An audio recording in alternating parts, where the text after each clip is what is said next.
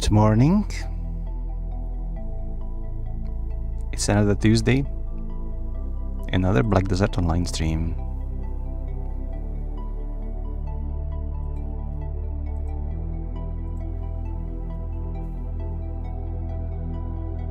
How do you like the new thumbnail? This is my guardian today, I know. There is a reason for it.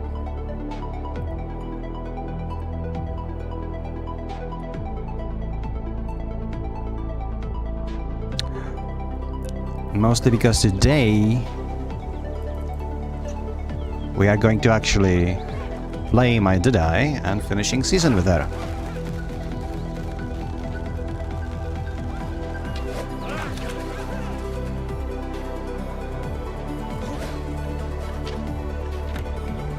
So I am doing what everybody else is doing, and it's just basically AFK fishing. So let's put a cease to this for now. And let's go. Swap to my Deadeye, and then we will swap to the season server and see where the journey takes us, okay? I named her Gun in Sword Fight because I felt like it's fitting.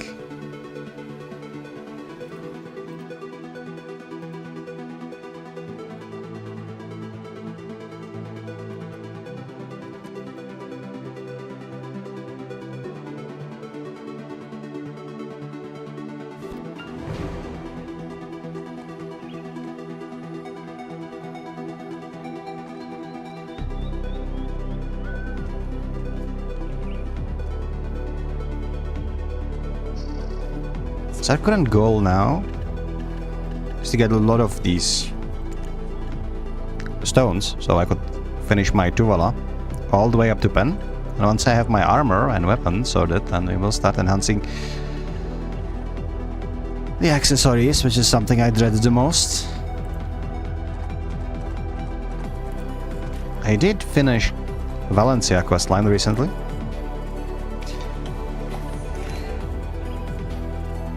So now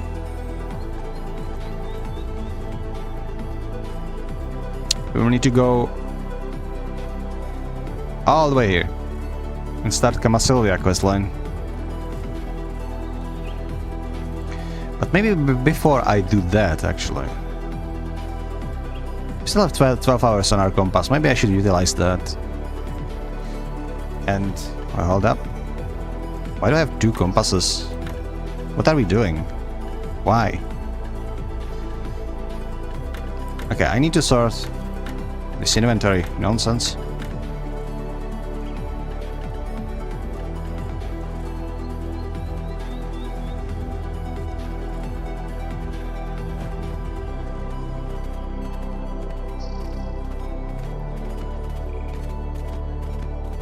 I recently done Awakening questline for her, which was not as interesting as it could have been. With Marnie and all, she didn't even have like cutscenes that are fully dubbed and stuff, but I didn't hear most of them specifically because some brainiac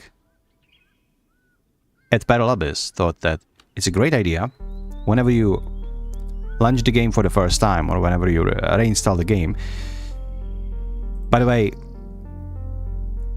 this also applies to whenever you go to the game for the first time and you do tutorial that has voice acted cutscene, which is pretty nice. So some brainiac and Battle Abyss thought that it would be great to have all the sounds of the cutscenes off on default.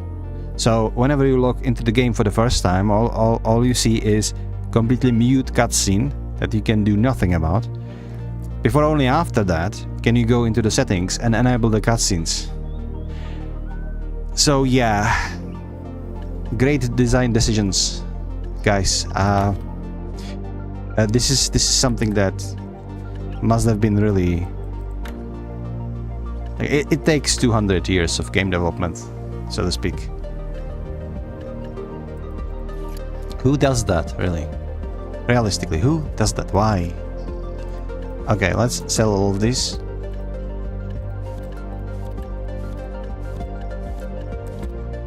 will give us a little bit of money. 78 mil. I mean, for a leveling character, I'm not gonna complain too much. We have nothing else to auto-move.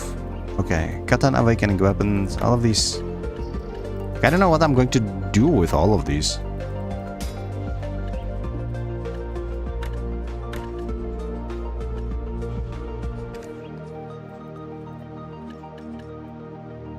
Can probably put some of you into warehouse though.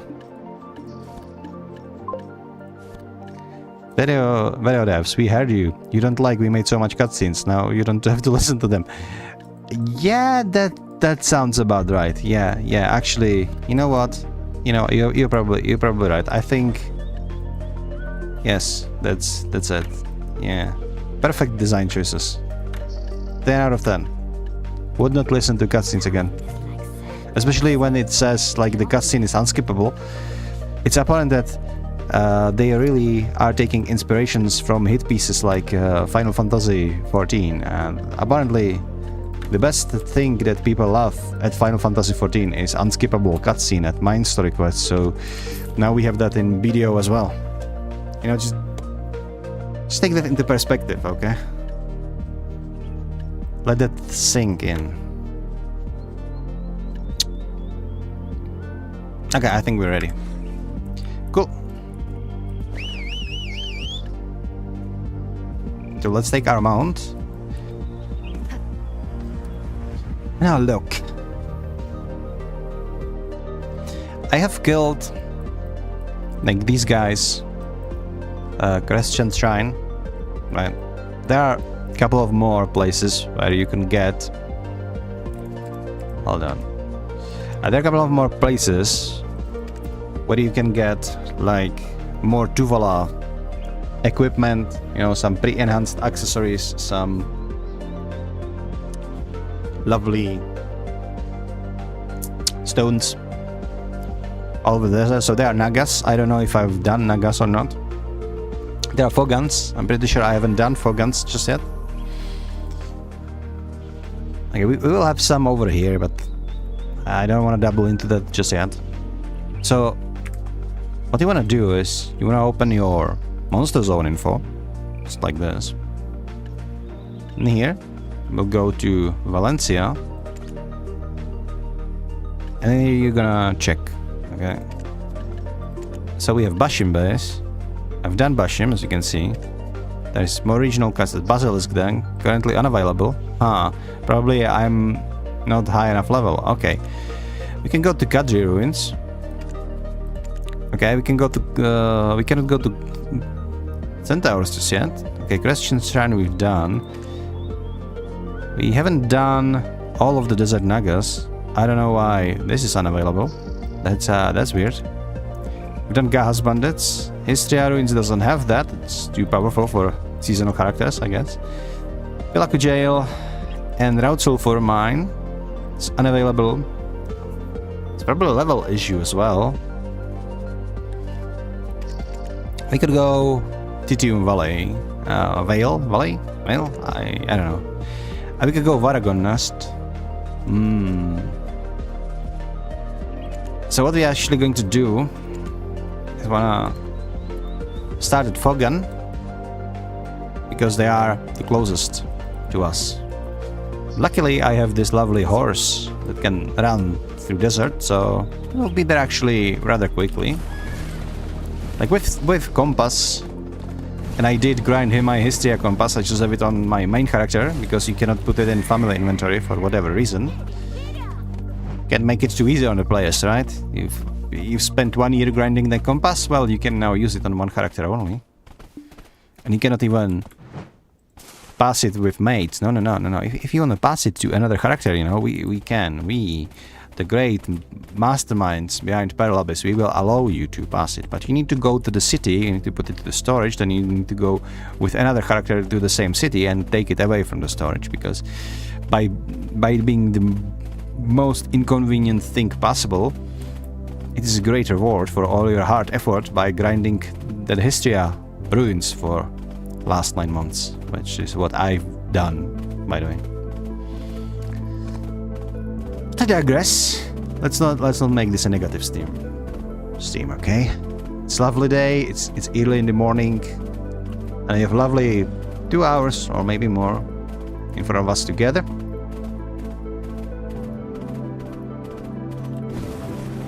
And we have a horse that can run through the desert. I gotta say one thing, okay? Considering how much effort that stupid compass actually takes you, at that point, I am kind of questioning my sanity. Why would I invest so much time into that? If these compass pieces that you can buy on Marketplace... Let me show this to you, okay? So you need 3 for 3 days. So for 3 million silver, you can have compass for 3 days. So the grinding Histria compass, it is really just to make a statement, okay? It's just to make, look at me. I have wasted so much hours into this game that now I have this useless shiny thing in my inventory, so I don't have to spend 3 million silver whenever I go to the desert for a 3-day subscription to compass, basically. And it is kinda... yeah... it is kinda bad. I'm gonna be honest. The drop rate should be either much higher, or it should have been just available in family inventory for all your characters to be actually useful for your entire family. The way it is now, no way. There was a good silver to be made. So why not grind there, if you're going to grind anyway. My Histria is pretty decent silver. That is true. You cannot have your mount there, so anytime you're over encumbered, you actually need to run to the entrance to sell your loot. So that is one thing.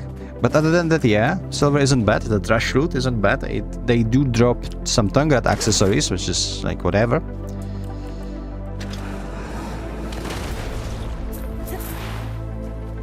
It could be better, you know. So where is my quest then? Let's move more towards the middle here. Maybe I should move towards these NPCs. So actually, because I don't have a whistle, a horse whistle for my horsey, so it's probably better if I just park her near those NPCs, so I know where I left her. But I have a compass, so I would know that anyway.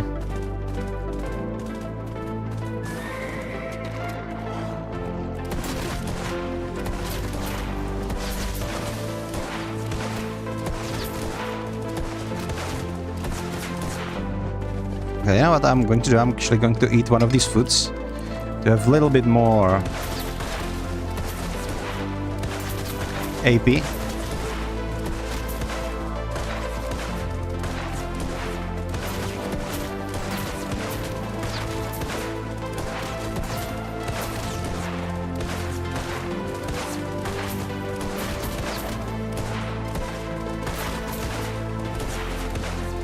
So grinding at a location where you can one-shot monsters and that are still giving you enough XP to level up, even if it's slow, is one of the best ways to earn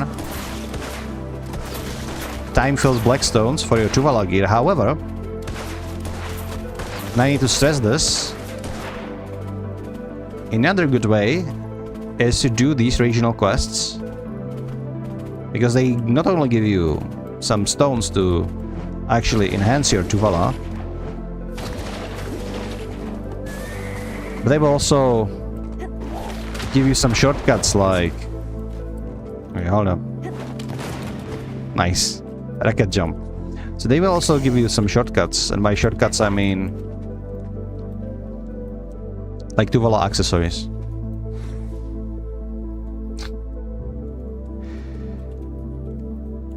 They really went full American on design of this character. It's like guns, shotguns, rocket launchers. And this is not like cowboy outfit. This is like what the cowgirl of the modern era takes on her way to a bar, and she wants to like score herself a sugar daddy, you know, the big bad rancher with a lot of money, a lot of cows.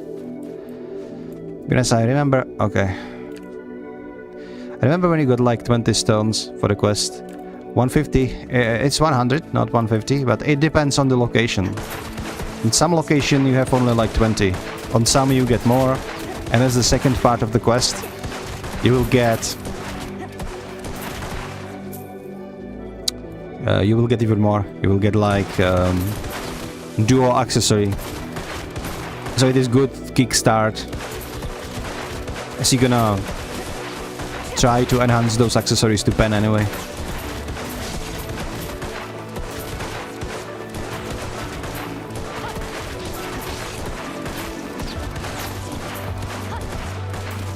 And just auto-attacking and holding forward. And she's just shooting everything. You can also do this. Just holding F. And she will be like rolling around. Bullying everybody.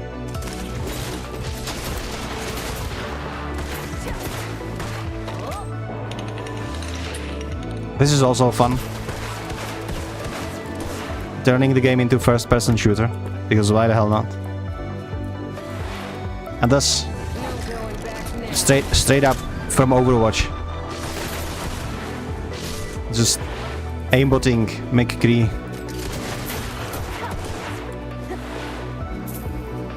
Then you have stuff like this. Oh, bam, rocket launcher, rocket launcher, and yeah.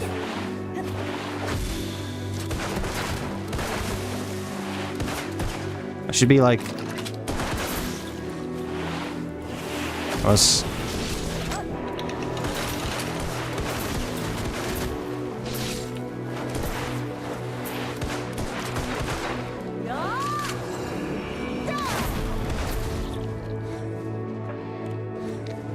you can also do like rocket jump, shooting everything beyond you.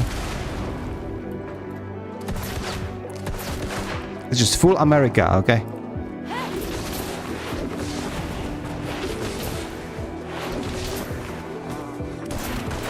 In the most disgusting, the most thirsty, the most money-grabbing, stereotypical way.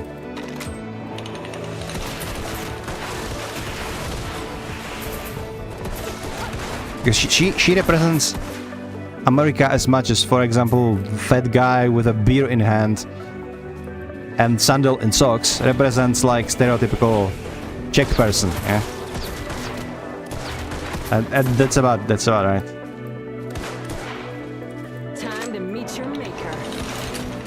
I'm not trying to be mean on Americans, yeah? This is... Developers are doing this time. I think they added this because all of the Korean stuff I did before. Oh, you mean like they wanted to balance the stuff, not to have the game too much Asian, so they've added cowboys. Yeah. But we already have a Corsair, so we have cowboys and pirates. And we already have a ninja, so we can have like grand slam fest, you know, cowboys versus ninjas versus pirates. We don't have Vikings. I mean, Succession Guardian is kind of Viking-ish, but it's not it. You know, you're right. We should think about it as the game being inclusive. I mean, we do have like a ancient Greek or ancient Rome philosopher in terms of sage. You know, we have ninjas. We don't have vampires and werewolves yet. Okay, we don't have vampires and werewolves. Let me think.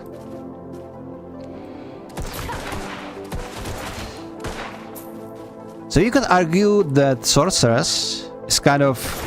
She's more like one of those like stereotypical fantasy witches, yeah, with like witchcraft, scrolls, and etc. But like a lot of scrolls is like pretty gothic, so it's like close to that vibe, but not quite. So yeah, but we do have kind of a werewolf in terms of berserker, because he really shapeshifts into that beast that just ripping things apart with his just bare hands. You know, he ditches weapon, he grows fur.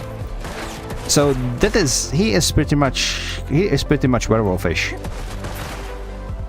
You know, even like one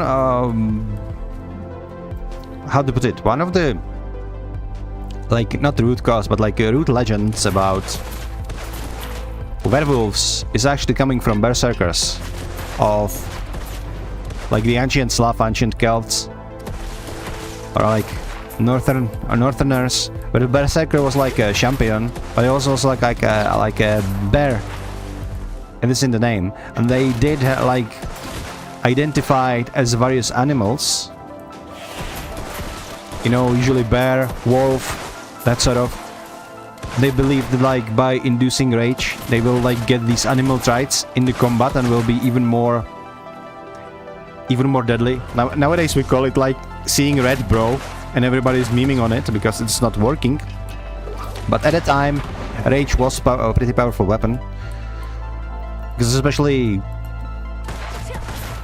on the borderline between like ancient and medieval times, we didn't have like martial arts or like fencing developed to the point where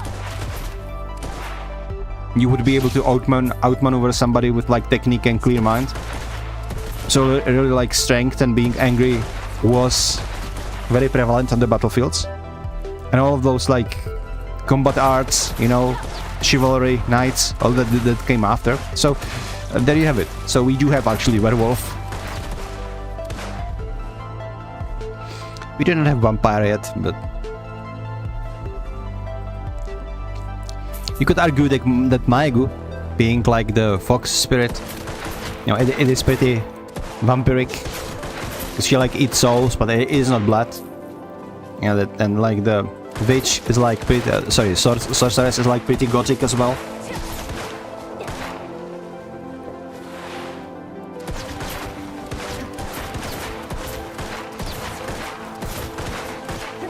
We have like Super Saiyan Kung Fu Master, like Mystic and Striker, straight up. We're just running around punching people.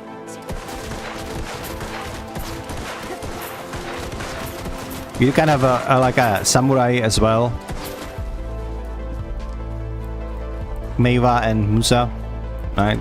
And we have your stereotypical fantasy dude warrior. And like Elven Ranger.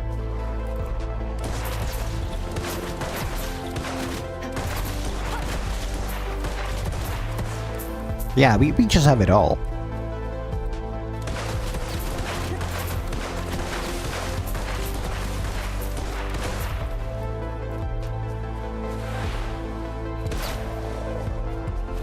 I forgot how to play this class. But not that there is like... This class is like weird. It doesn't really have any kind of flow. Just using everything what you just remember you have. And just stuff is just exploding everywhere. One shot, one kill.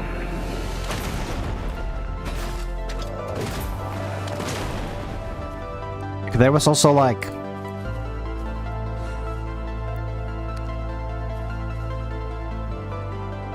you could have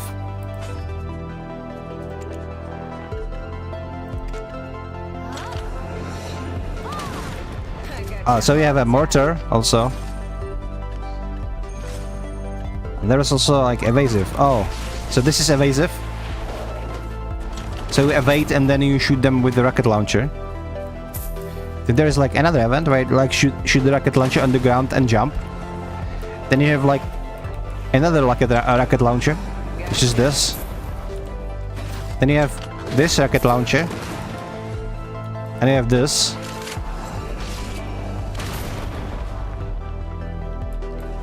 So yeah, then you can just repeat. Yeah. In case you didn't get that, explosives, okay? Everywhere. Everything's exploding. No going back now. And now it's high noon.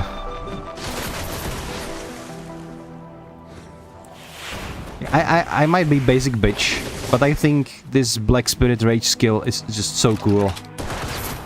It doesn't look so cool when you don't have the Spirit Rage, but like when it goes like into that grain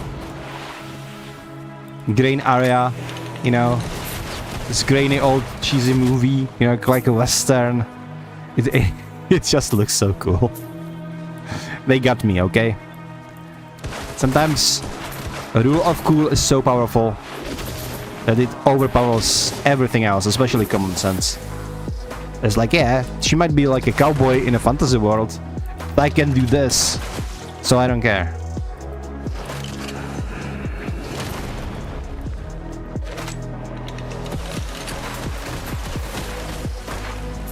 Gonna be honest, I could go without all the explosions. I could go without like a rocket launcher. I would prefer it if they would like focus more on the guns and the like repeater shotgun, and just go for there or from there.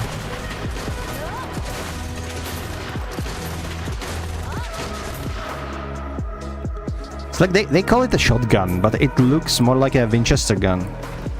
You know, the repeater one that actually was from that. She's from like 1899 time period, so it is super fitting for that.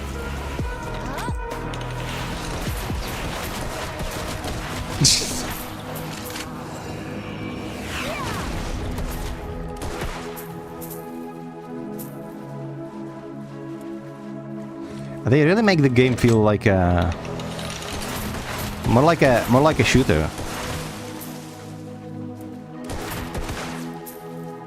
If you're playing Ranger or Archer, you still feel like you belong into like the Desert Line. But there is something weird going on about Deadeye. That even like flow of her skills feels like it doesn't belong into the game.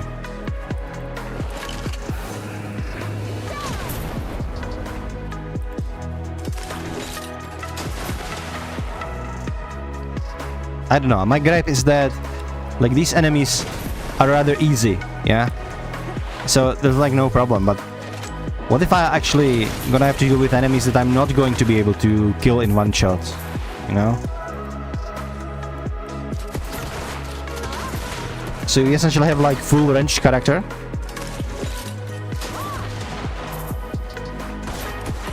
But you will have to deal with enemies that just want to melee you.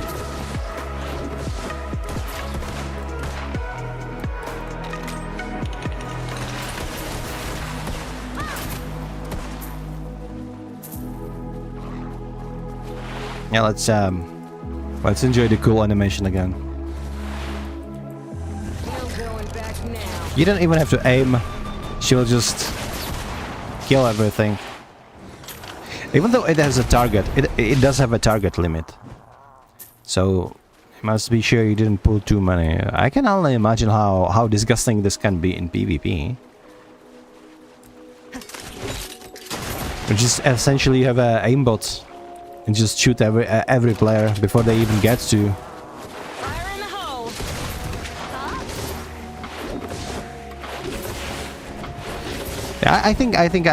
Yeah, I was just thinking about it right now as I'm farming. I think I can finally name why this character doesn't sit well with me. Is that this character can be like incredibly OP. If it was a shooter, she probably would be, you know, because she would be like the cowboy from Overwatch. But basically by doing headshots, quick headshots with your gun, you could be a very dangerous opponent. But in this game, you won't be actually one-shotting people with headshots. So she either is gonna have her skills too OP to be balanced, or she will feel bad to play, as you are, for example, in the PvP itself. The reason for that is that her attacks would either feel too weak or too overpowered. No real middle ground, so to speak.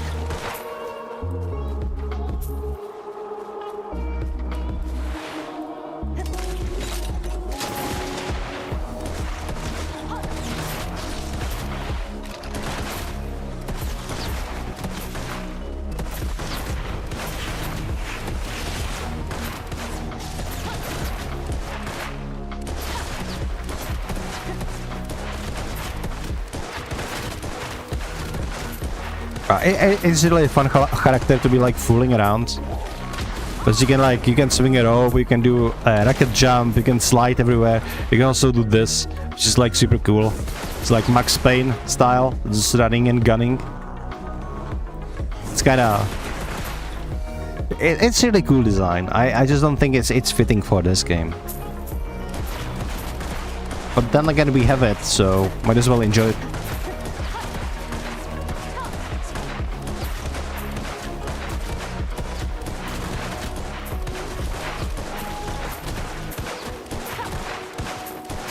Like for me, this character is like so ridiculous. I don't like it. But it's so ridiculous that I'm actually having fun leveling her up and doing her season. And also, I feel like I will just park her at one of the bosses when the season is done, and then I will just, you know, stay at the boss and just be doing this from the safe distance. Just shooting her down, you know. No going back now. Yeah.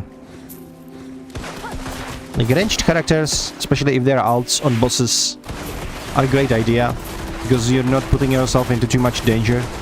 You can be sure that you will get dead hits that you need to get rewards. And like if the character is overtuned,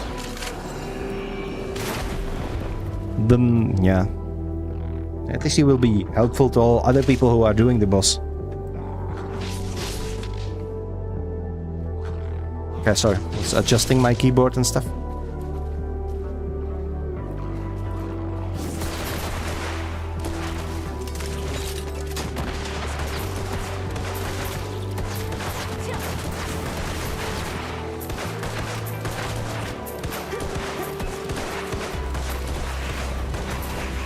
Also, she have stuff like she does have stuff like this.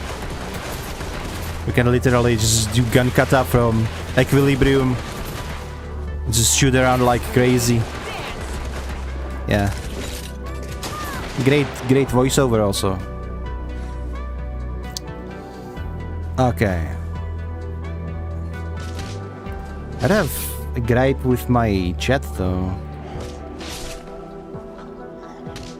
Why is my auto hiding messages so short again?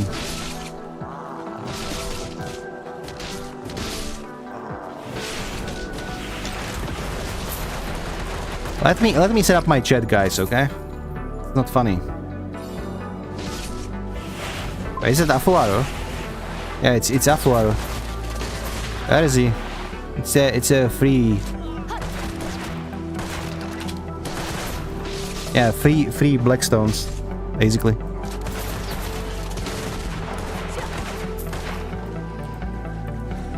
Okay.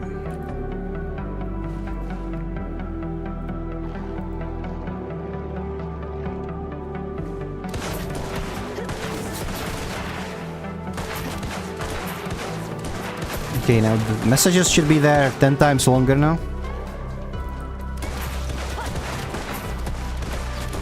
I don't know why they why it reverted to the default state, but hey, I'm still learning. This whole streaming setup is new to me. So is OBS, because you know Streamlabs they fall off like a lot. Okay, we're done. So the next would be what? I think we should go to Nagas, finish them off, and then maybe Kadri guys. Yeah, let's do that.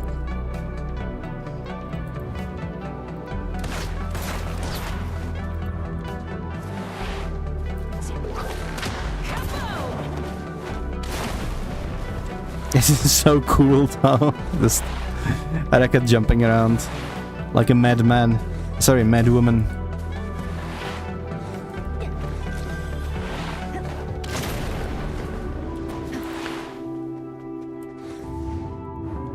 Right, I wanted to go to my horse first. So this is. It should be right over here somewhere. Can you come to me already? Yeah, I think you can. They drastically increase the range of your... Even if you don't have a whistle. It's like 200 meters away. that you can call your horsey. But it's not too bad. It used to be like really short. It was kind of a bummer.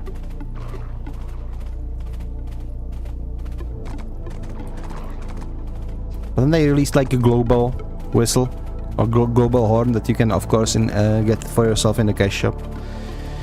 Again, not family wide. Like whatever, they want to make money, yeah. But what is important is they were like, yeah, you know, but yeah, it kind of feels bad to be like free-to-play player, and maybe it feels like too bad nowadays, so they actually increased the quality of life for freebies as well. So even if you don't have any kind of whistle, your range is like 4 times as long. I think it used to be like 50 meters. I might be wrong, but I'm pretty sure they increased it. Because the first whistle was like 500 meters. So the no whistle was really short. So it would give motivation to people to buy it, to buy the whistle. But now that the whistle is global, they can afford to have the normal one, you know, a little bit better range. So it is kind of a win-win. They've grown a world size quite a lot. Yeah, you're correct. They did. Even though like half of it is like ocean. Yeah, even though the ocean has been always there. Well, not always, but for a pretty long time. In matters of like the world itself, yeah, the desert is rather huge. Then you have like Medaya. It's been in here for ages. You know, the mainland. It's right here. And then they added Kamasilvia. Kamasilvia is kind of small. Odilita is even like smaller. Drigan is not large as either. And like Mountain of Eternal Winter is like absolutely tiny. I don't know about Uluquita, but if we go up here and look at the Land of the Morning Light, it's decent size. It's about as large as Kamasilvia. Sorry, as large as Valencia Desert, but it is more dense in matter of things that you can find there. I remember that there used to be no grinding spots whatsoever, because they added with like Land of Morning Light, the second patch. They added soul and a lot of grinding spots, water bosses and stuff.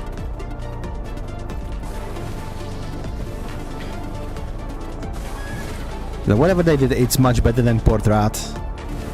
Portrat was such a scam. You swam, you just sail there on your boat, and then you realize that despite there is like a land behind those gates, you couldn't. There was nothing, yeah. There was absolutely nothing. Your favorite place is Land of Morning Light. Yeah, yeah, as I was saying, but before the Morning Light there was like Portrat. We called it also like Margoria. It was like a huge scam because you just sail your boat over there. It was a little bit closer to the mainland than the current Land of Morning Light is. There was like a little wharf and not much else. You could do like trading and stuff. So pretty much what we are doing with fishes now, you were doing with trade goods back there. Even though it was much more risky because you would have to like put your trading goods on your boat and hope nobody will sink you, or like the sea monster doesn't sink you, even though they usually didn't have enough power to kill the boat, depending on your boat though. Hold on, I have a quest. I need to deliver this. Okay, we wanted to go to Kadri ruins, yeah?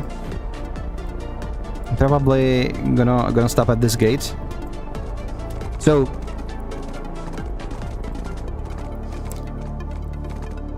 it was really small port, and there were some underwater shenanigans later for like a diving helmet and stuff, and some little night in the quest. It was like entertaining for like 2 days. But when you were there, like in Portrat, there were like a stairs leading up upwards, and there was like something that was like not a Torii gate, but you know, something similar to Torii gate, leading to the mainland. But it was the invisible wall. It was just implied that there is a huge land there, and then they removed it completely and created Land of Morning Light.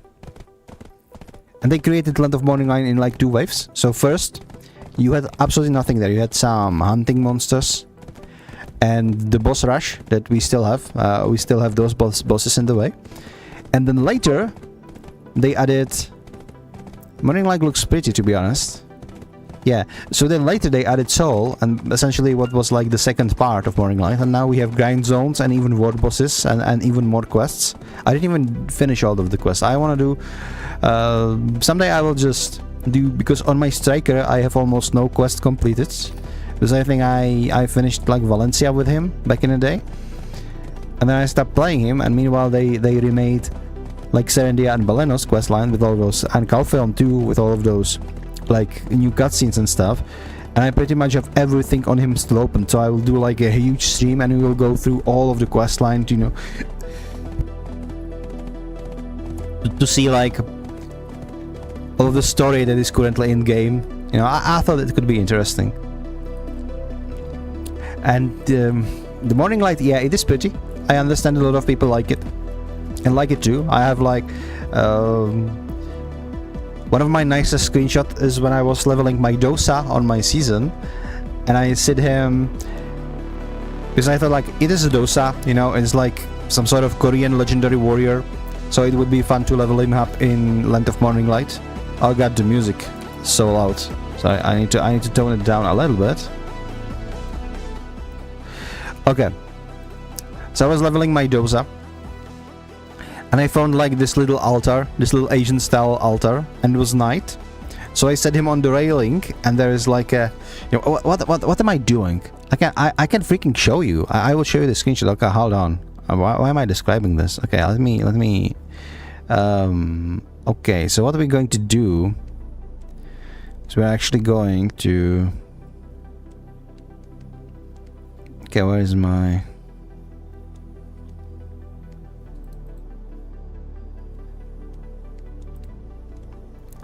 Okay, I'm gonna show him on the screen if I can find it. I should have it still. I think it's one of my thumbnails, but I rarely use it. But it's such a pretty screenshot. I just need to show you all. Where is he? There he is. Yeah. Oh, it's not scaled properly. God damn it. Let's scale it up. So there it is. It looks so pretty with that moon like on the horizon reflecting on the water. So this is what I captured in Land of the Morning Light. Like sitting on the railing in the altar. It looks so cool, man. Like straight up. Yeah. Anyway, let's get back into the game.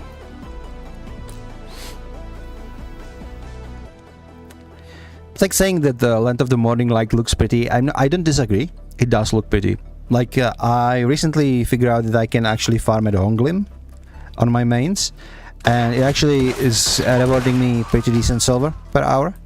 And I even got some crystals that I'm going to be needing later for my Karazat upgrade, etc. So this is where I'm not like leveling season or exploring or doing life skills. Whenever I go grind, I'm grinding at Honglim now.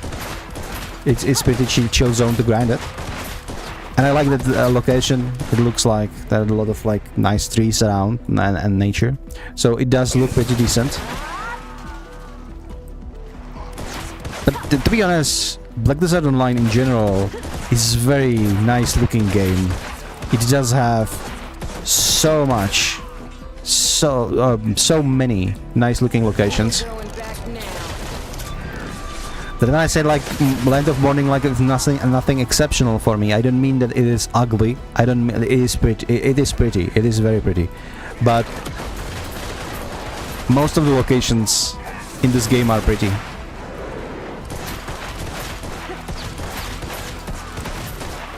And it is that feeling that this game gives you while traveling. It's like a real feeling of exploration. I don't know how else would I put it. but whenever you are traveling in Black Desert Online, it does give you that... Oh, wow, we have Afuaru. Where is he? Where is he? Come on, die. Die, Afuaru.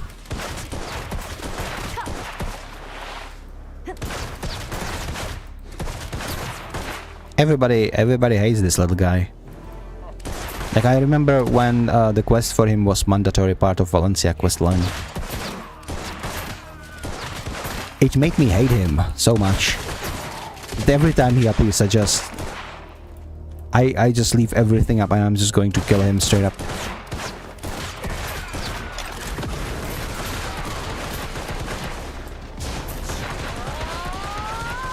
He might be your stereotypical treasure goblin of RPGs, but he has to go.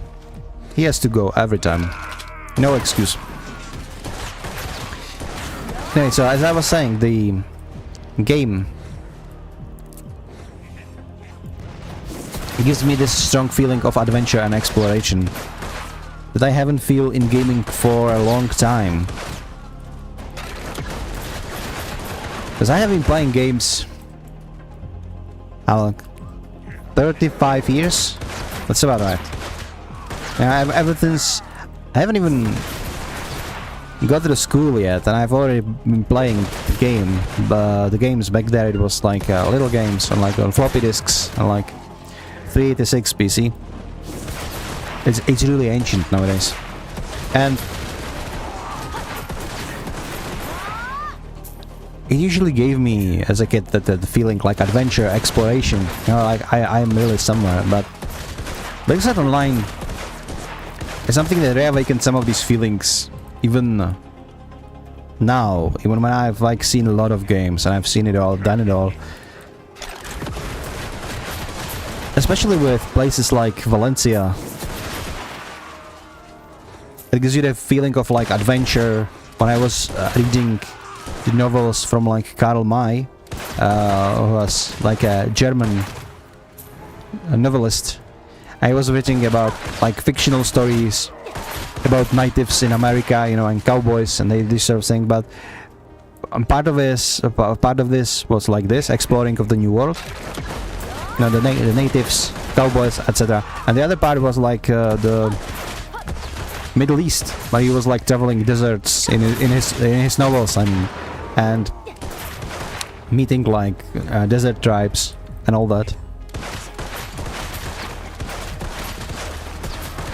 And it really was like the pinnacle of adventure, especially in like the last century. And Black Desert somehow awoken these feelings.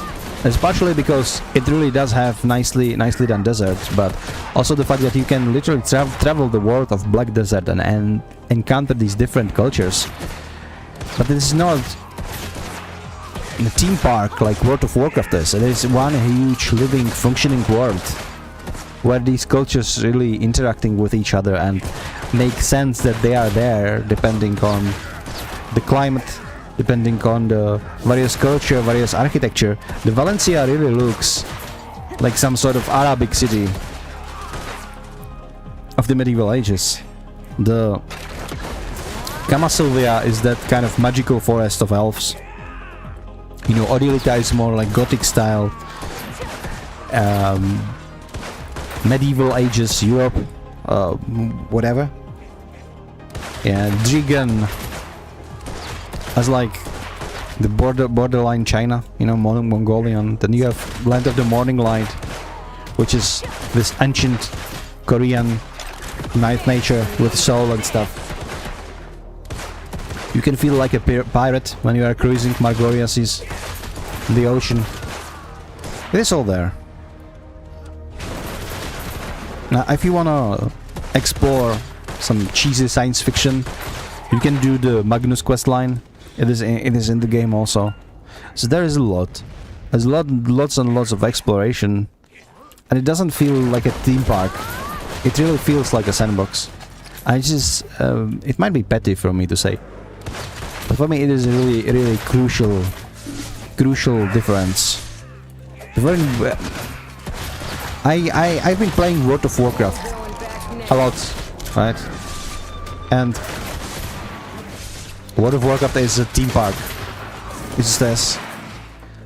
And no matter how you look at it, everything in that game feels same. It's the same kind of feeling, same kind of gameplay.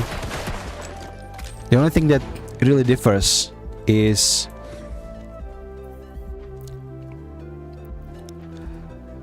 how do you call it in English? I forgot. Sorry, missing words.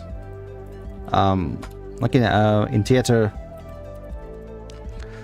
your scenery prompts, right? And the scenery, you know, painted scenery, that sort of stuff. In Bangladesh, it feels like you are in different places, and those places belong into the world. It's not quite the same feeling.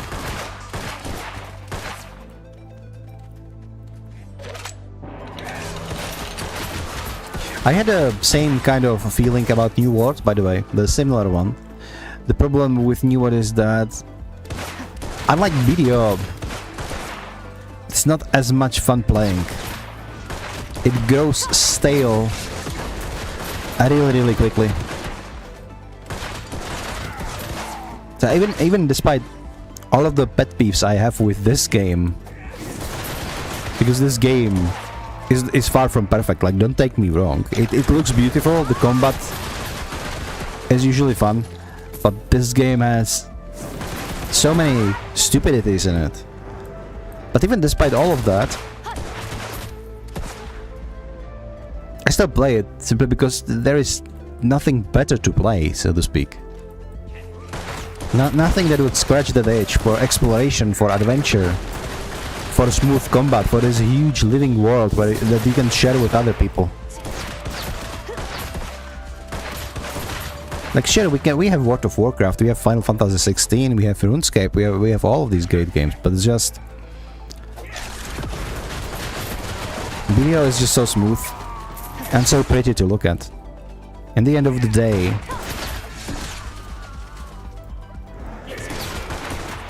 you have a lot of people that will tell you that the graphics in the game do not matter. That is the gameplay. But honestly, graphics do matter a lot.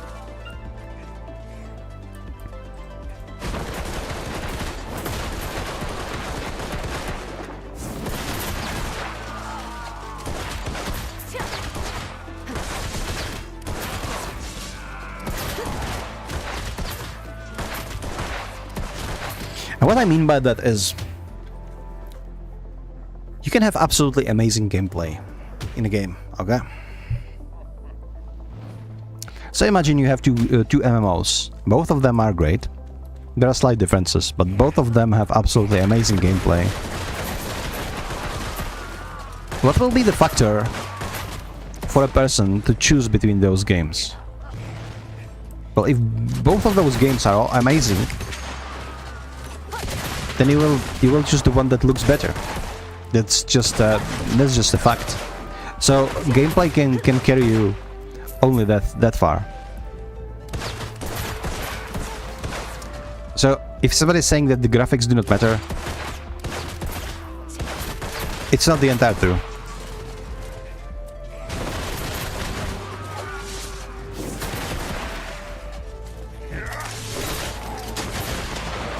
It's one of the criterias. I don't know how to put it, but I've got carried away. I've got somewhere where I didn't want to discuss game design and stuff.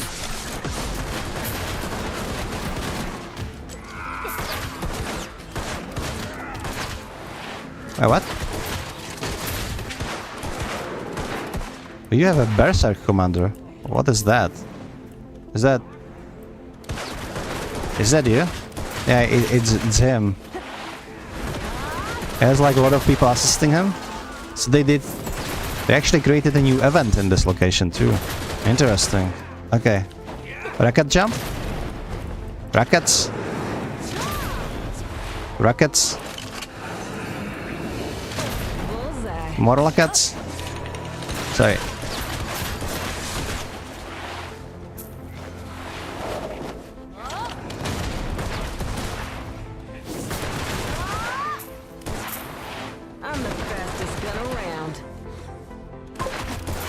It reminds me there used to be these bosses in here with Nagas. Wonder if they're killable now. You mean gatekeepers? Well, gatekeepers are everywhere, but this wasn't the gatekeeper situation. This was some kind of new event. These commanders were always there, but now it seems that whenever they spawn for you, they will actually spawn more dudes to help them fight. And it's kind of nice to have this event, even though this one is like a little bit basic. I prefer like events like Gumiho, right, or Honglims, that she appears and starts killing people. But it's event regardless. Are you wondering? They were always killable. The thing is, they could hit you hard if you were undergeared, and they had like enormous amount of HP. And they were meant to be a group content, but nobody was actually doing them as group content. People are just selling it. It's just nobody was killing them because there was not really a reason to. If they weren't killable for me, maybe you could like handle them on your main character now. The thing is, why would you do it? Like, there is literally no incentive to waste time. You know, you will fight him for like, I don't know, 10 minutes, 20 minutes. They won't really give you much. I think it's like outdated content. Okay, we have a lot of guys coming in.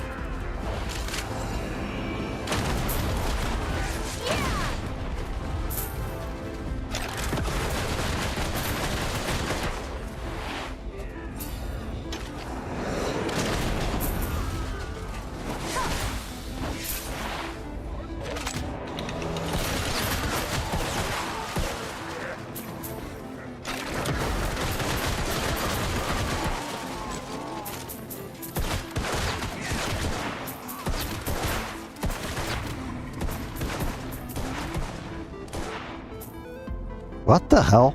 Look at this. So many dead people. That's rocket launcher for you.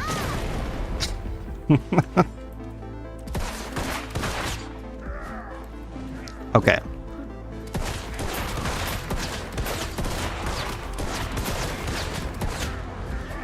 I don't like some of these like early zones.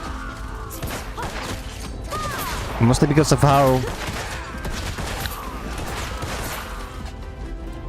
uneven those groups are. You know, basically the mobs are spawning almost individually. There is, in most recent monster zones, you usually have like groups, so you just go from group to group. That's why the grinding is more efficient.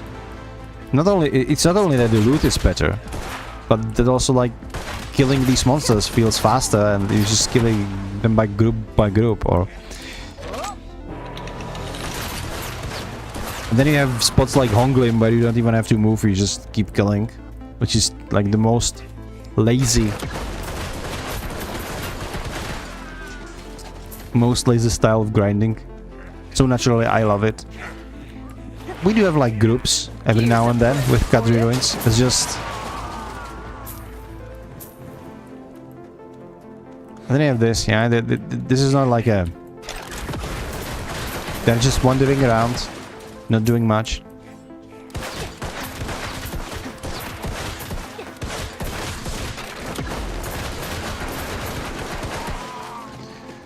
But we will be leaving soon. On like 140 monsters left. And we're good to go. Okay.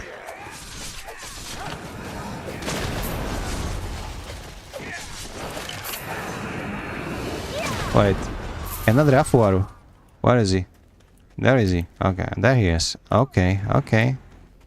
I'm gonna rocket jump. Did it damage him? Oh, he's running over there. Come on.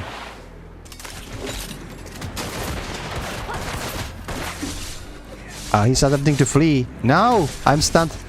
No, you're not getting away, buddy. Oh, he got away. God damn it, guys. This is so embarrassing. It's these guys with like shields stunning me. I swear. Yeah. I shouldn't have rocket jump him. I should have just blasted him with rocket instead.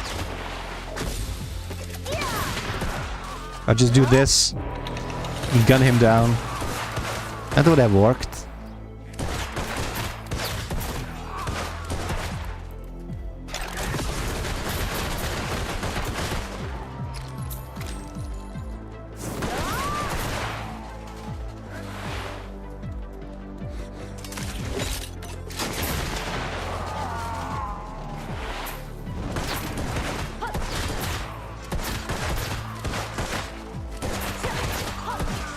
That's interesting nick, by the way, the Lone Wolf.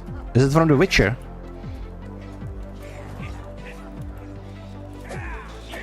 Even though Witcher was called the White Wolf, if I remember correctly. Not Lone Wolf.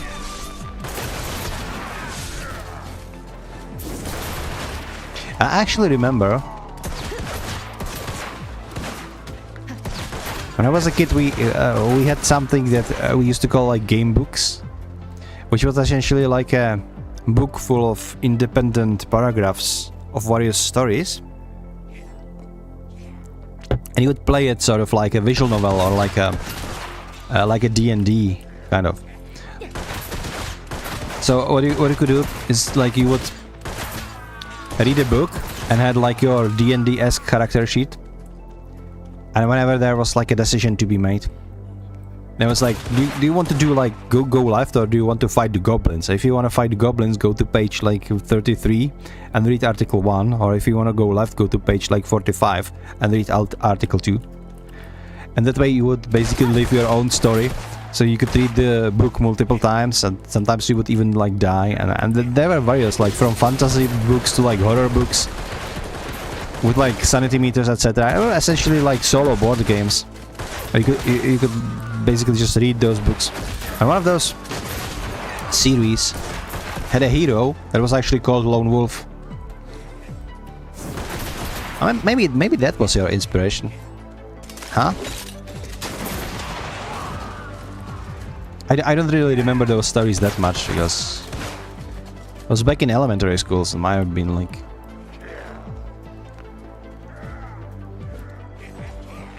25 years ago for me.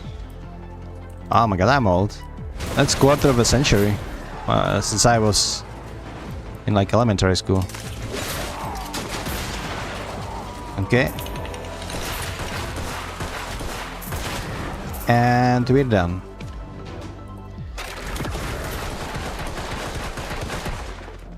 So, what's gonna be our next hunting zone? I wonder. Okay, I need to go to my horsey. Hold up. Let's lose this. I wonder. Ah, didn't get me up there. I'm gonna try again in 3 seconds. Hold on. Ah, now it actually works. It's insane. The rope, when you like swing the rope, it doesn't work for this, but the rocket jump actually does physically change your location. That's fun. Okay, we will go out. Let's see. So Kadri is done. Ambush the Centaurs is unavailable. Why is it unavailable? Is it because I'm not high enough level? What level do you need to be? It's interesting. Naga Temple. Why is this not? This is weird. We've done Gahas. Pilaku Jail and Route Sulfur is unavailable as well. Titium we've finished. Bashim we've finished. This is so weird. You're like level 60, you think, okay. If they were level 60, then maybe we should... Like, they're probably not... none of these are in... Yeah. Media has nothing. So they're like Camasilvia and Valencia only. That's G-Gun maybe. It's unavailable as well. How about Chira Ruins? Oh, we could do Chira Ruins. Yeah. Yeah, okay. Okay. Well, let's do that one.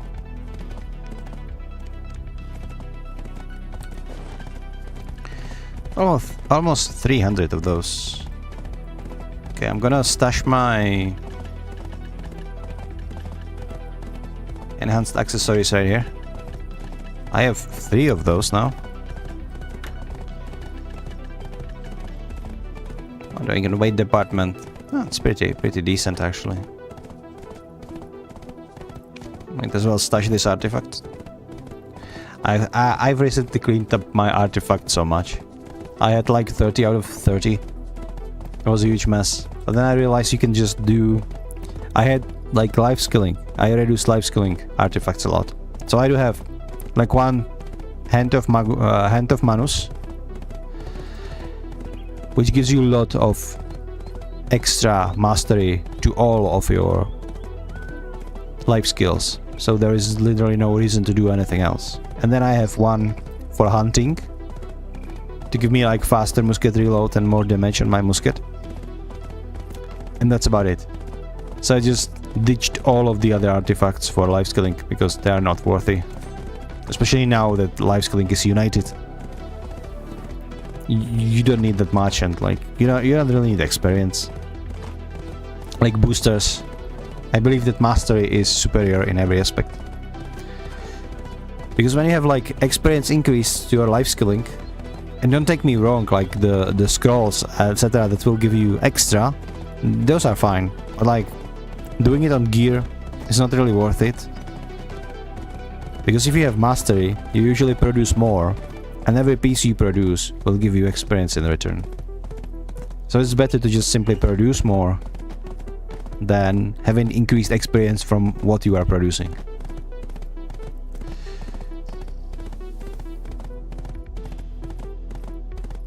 Do I have my transfusion active? I do. Okay, that's good. I could probably do better. But I'm just waiting. Once I unlock my Karazat, then I will really look into it and try to like min-max. I was trying to learn what like are those famous like APDP brackets, how it actually works. And it is less complicated than I thought it is.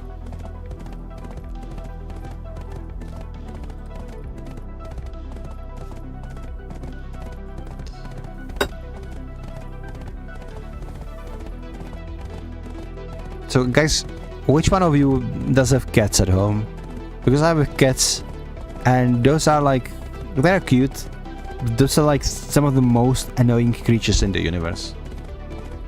Like they will meow at you for attention. They will destroy your shit. I have a cat, a male cat, a black and white, who is just constantly hijacking my drinks. Because I don't drink like...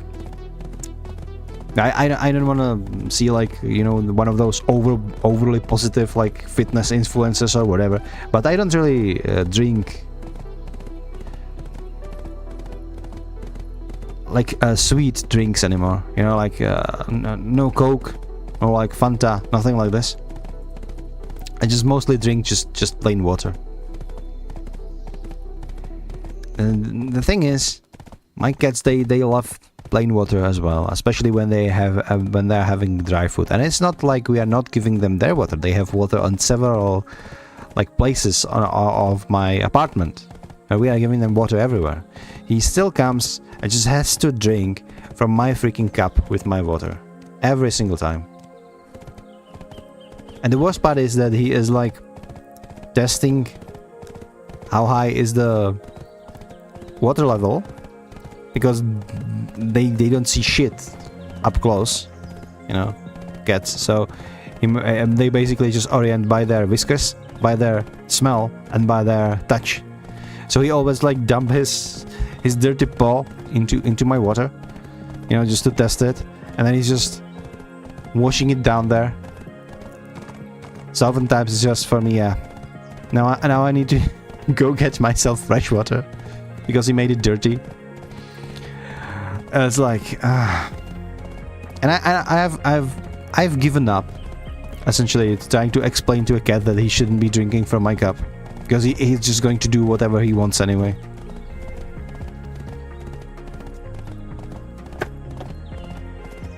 Like, if you don't want to get bored at home, get a cat. He knows it's safest. Yeah. I mean... sorry, it's still morning, not caffeinated enough. I do drink coffee. I said I'm not drinking only. Right now I'm drinking my coffee. Like, no milk, no sugar, just black and bitter. Just like my life, you know?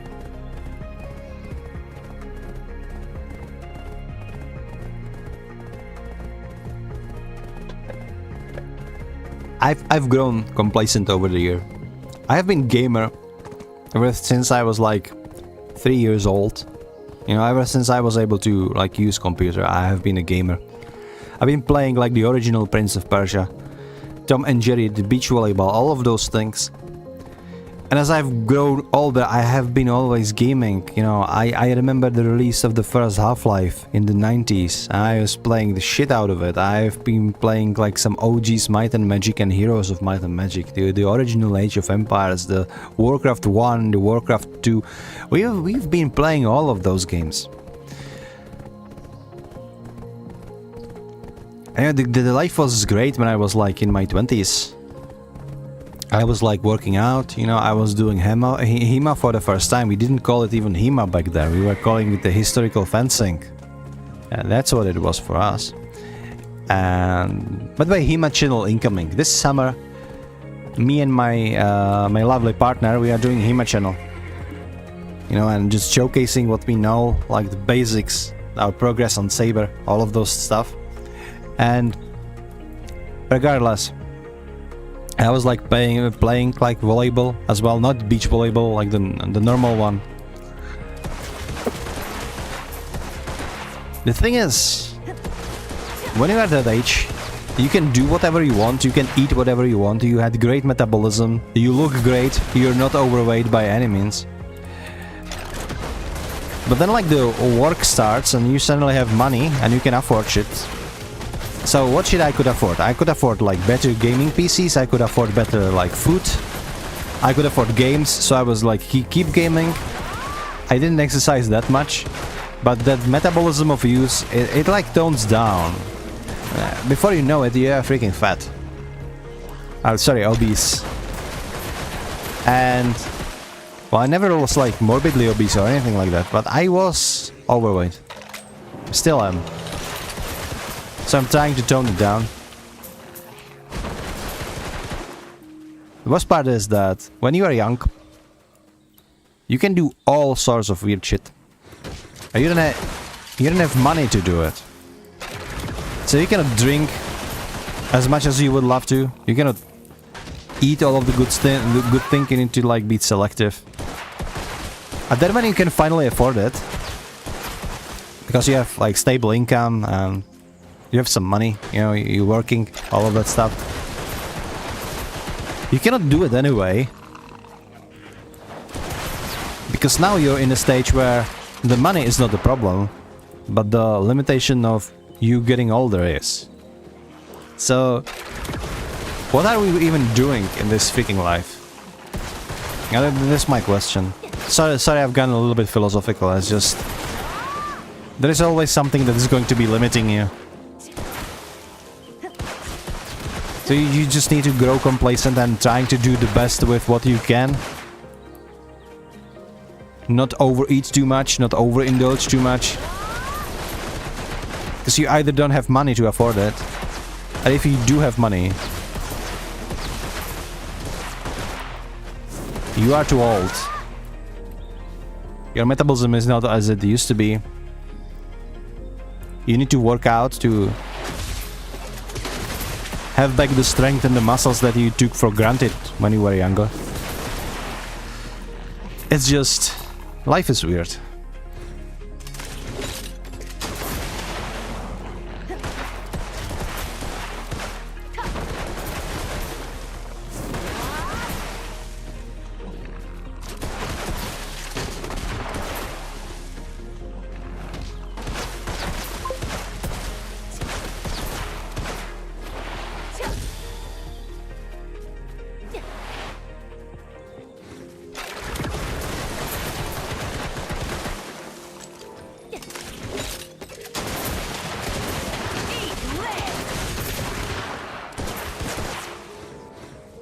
This location is like another example of like mobs being all over the place. And the worst part is we are also self-critical when it's not needed. Yeah, you think you're fat when you're 20. And then you are pissed when you are 40. Because you look back and you realize I wasn't actually fat.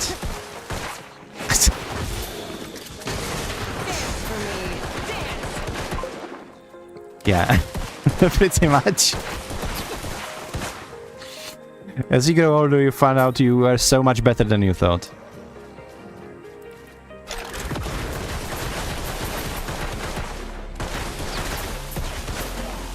That's partially true. What is also a truth though is sometimes I just look back and I think like, how the hell did I survive? My dump, like my absolutely dumb and green younger self. How did I even make it this far, you know? It's a miracle. Maybe Darwin theory doesn't work 100% or something like that. Fire in the hole.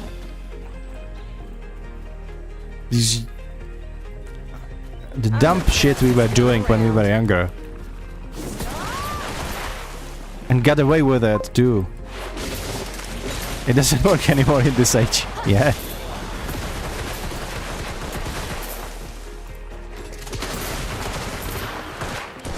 It's funny though, because if you are in your 20s, it's like, yeah,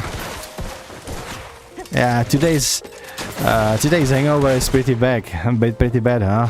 We're like, yeah, what the hell we were drinking last night? God damn it! Well, 2 hours of sleep, it should be enough. Let's go to work. And then when you are in your late 30s, it's like, God damn it! I've drank 3 glasses of wine. I am out for the next 2 days. The headache is killing me, I cannot get out of bed. I've slept for 10 hours and it's still not enough.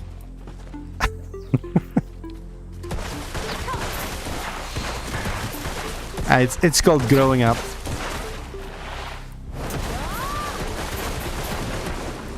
Ah, there we go.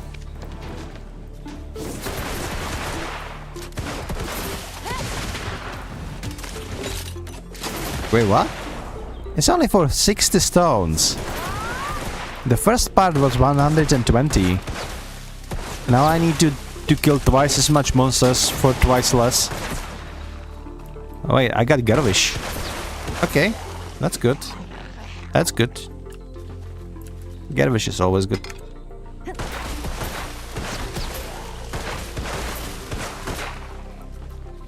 Here's a present for you.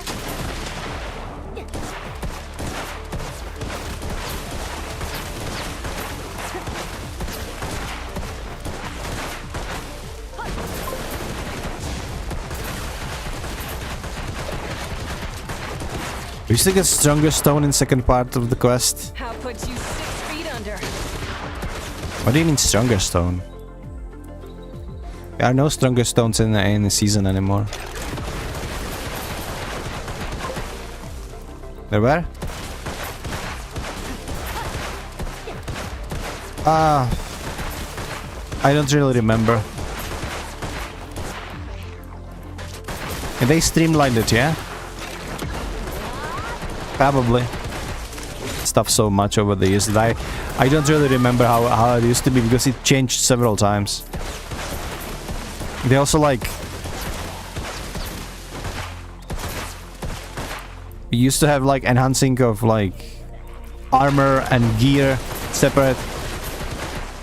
Now everything is much easier. Much more... Not necessarily easier to enhance, but at least easier to understand. This game is too complex as it is, so it's good they're like consolidating things together.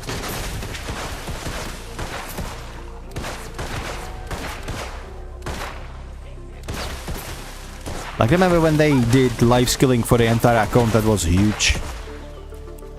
You still can't like realistically expect that you can, if you decide you can go and life skill with any character you want to, you still have like need to have like set up accessories, you know. Things like... What's it called?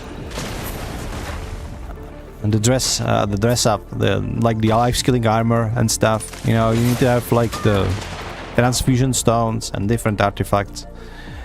But if you really want to, you can just sacrifice the cooldown on your mates and do it. Yeah, 50 level is going to be safe, like training horses and stuff. I will probably do it. I will probably just leave my level 50 to train horses around Heidel just to make the Heidel police angry. You know? Why not?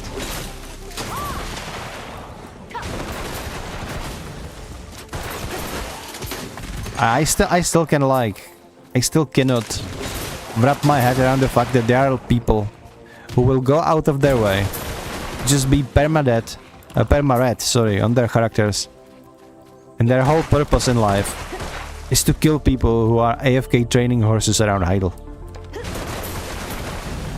It's like... why? There is no meaning to this. There is nothing to achieve, but... it's like you're thriving off making other people miserable. There is no goal for it in the game. You will gain nothing. But they will still do it. It's just... complete waste of time for everybody involved. With no outcome whatsoever. Just like spawn camping low levels in PvP in WoW and World of Warcraft.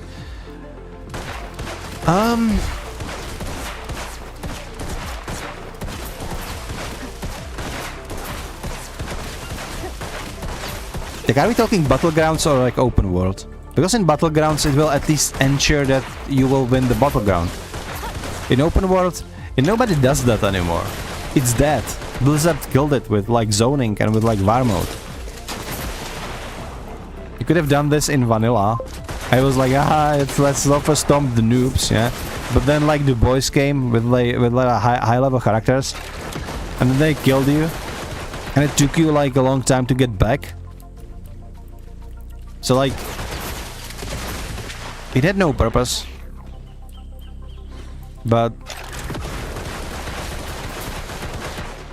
I guess you could compare it, yeah. Good morning, Bionicle. How are you today? Did you just wake up? If you're from States, it must be like super early for you. It's almost noon. It's almost time for lunch here, you know, here in Prague. And it's a lovely day. So I've been scheduling my streams finally. Alastair's made me to create a schedule. So now I have dates set in stone when I am going to be streaming. And what are we doing? We are pretending we are a prettier version of Clint Eastwood in Black Desert Online, because developers felt it necessary after they've added Seoul in the game, like Korean main city from medieval fantasy ages, but they felt it necessary to put a cowboy in the game. Sorry, cowgirl in the game. It's 5:30. You're already up at 5:30. God damn it. Working early, huh?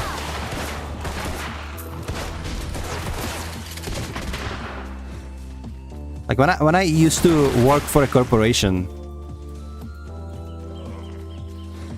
whenever I had to like wake up 5:30, it was like an exception, because we had to like travel to a client into another city, or you know, maybe some important meeting.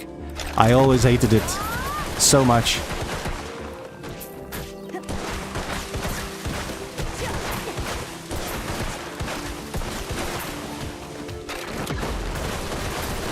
I remember one time when I was like, I had to wake up every day at like these hours and then get up on the train and travel intercity for like 2 weeks straight, because we were doing like implementation of a solution for a customer. I hated every second of it. Like, I do not work before like 7 AM is like a limit for me to realistically, for my brain to start working. I got at 5 to work on my YouTube before work. I see. What are you playing nowadays? Did you finish Sekiro already?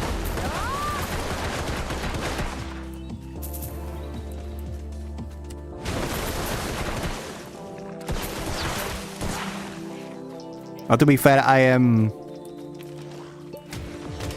awake since 6 AM today, but it's with me mostly lately because I just can't sleep.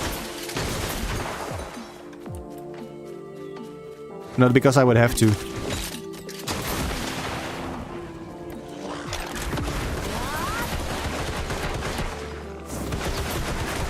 Yeah, I just need only 200 more of these guys, and we can go. I guess we will go grind to Kamasol, yeah. We need to hit level 60 anyway. And I don't want to... Maybe I should just pop some scrolls, but... Let's do it at Polyforest, not here. Or maybe on Fadus. One of the two. Okay, rocket launcher time. You get a rocket. And you get a rocket. And you get a mortar. Yeah. Very high fantasy character, this one. Guns, shotguns, and rocket launcher. I love it. It's the American way. Start Jedi Survivor. Is it the first one or the second one? It's the second one, right?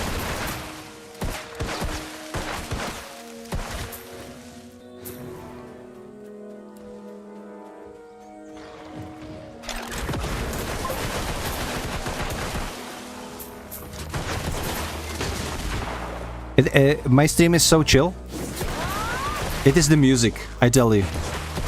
The music is from the lovely Potion Shop, who used to be, I think he's still doubling into the Black Desert Online as a creator, but he basically was fed up with... He was basically fed up with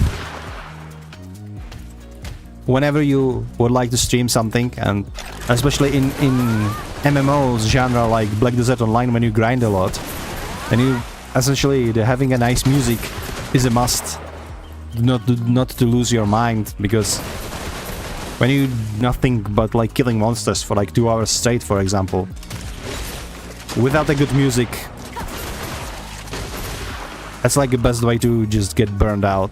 So he used to, like everybody else, he used to just put up the music that he found somewhere that was nice, but he was tired of people just striking climbs on his YouTube channel for having music, etc. So he created his own, and he has like 4 or 5 albums now of this very like nice and chill music, and it is free for everybody to use. I'm actually gonna pop some links in the chat so you guys can give him a follow and use this music for your own content creation.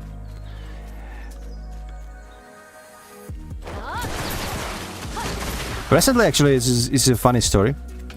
Recently, actually, somebody claimed one of his songs as their own, so I contacted him directly, and it was yesterday when he told me that he doesn't know who these guys are, and they have no like claims on his music. He didn't give them permission or anything, and that I have his full support to dispute the claim and to contact him again if I need any sort of like legal info, if these idiots would like to claim it even more. So it was like a fake claim. Like, I disputed it right away, saying that like it is not theirs to claim. And they have like 20 days left because they have 30 days to reaction. So obviously they just not gonna react to that. Okay, hold on. I need to find a surf location. I don't want to get clapped by these low-level monsters. Okay. So...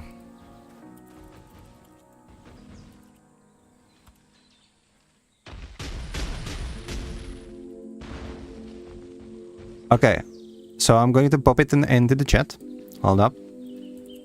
There we go. It should be both on YouTube and on streaming chat. Just do one more.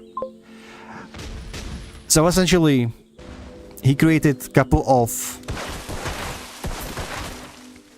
releases, and all of this music, he even states it in there, is for content creators to freely use on their streams without having to worry about copyright claims or strikes or anything like that.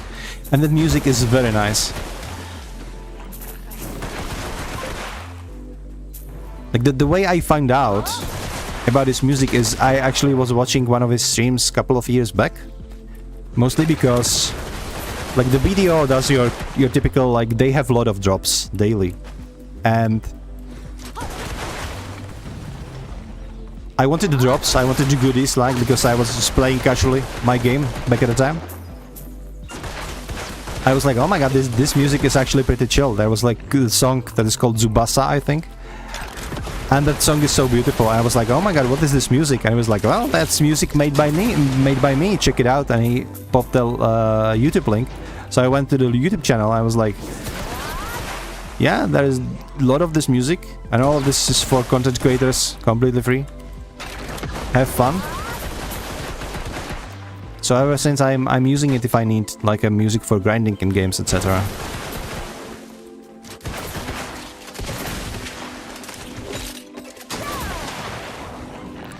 So Jedi Survivor is the second one. I haven't played myself. So I actually want to stream it myself eventually. So I will have to stream your... I will have to watch your streams once I'm done with it, because I don't want to spoil the story for myself.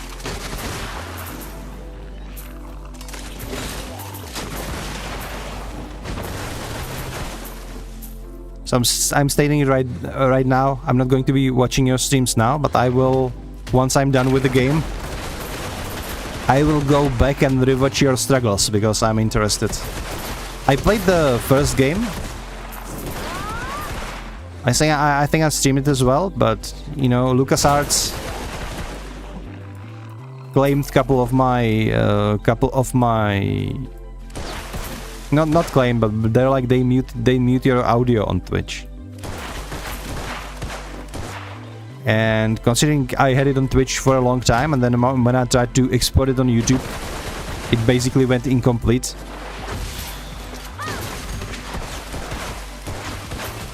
Because the export kind of was a little bit gimmicky.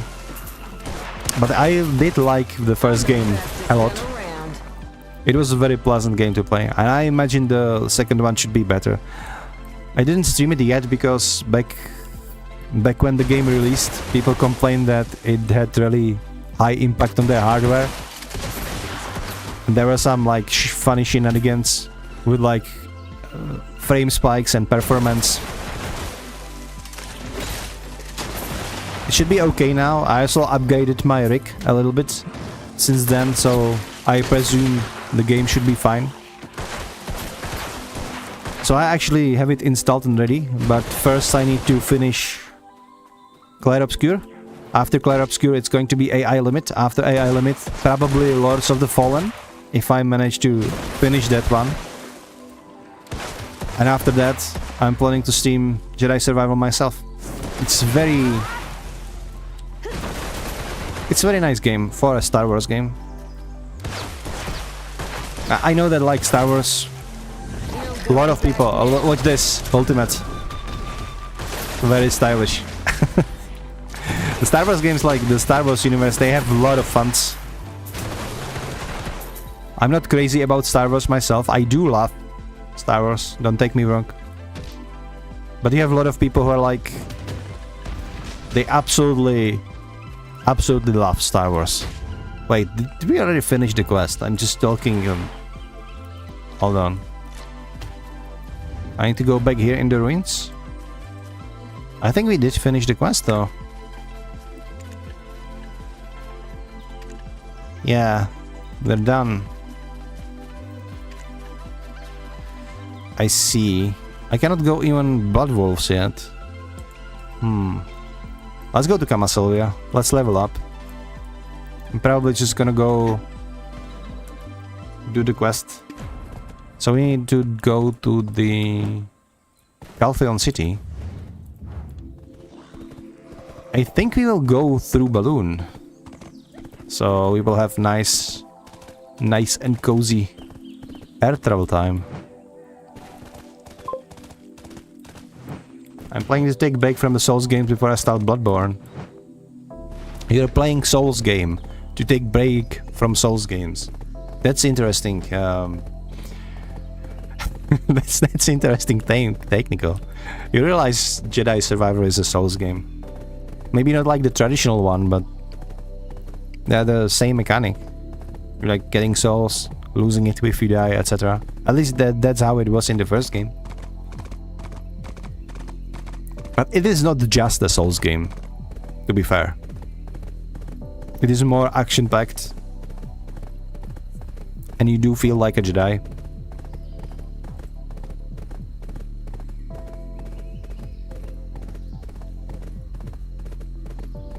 They really should make a Bloodborne PC port. As a PC gamer, I never had an opportunity to play Bloodborne. The closest thing to Bloodborne that I've played was Dark Souls 3. Because those two are very similar. And not the same, obviously. But like, seeing like Stevie getting owned in Bloodborne was like, yeah. I can imagine that game can be fun.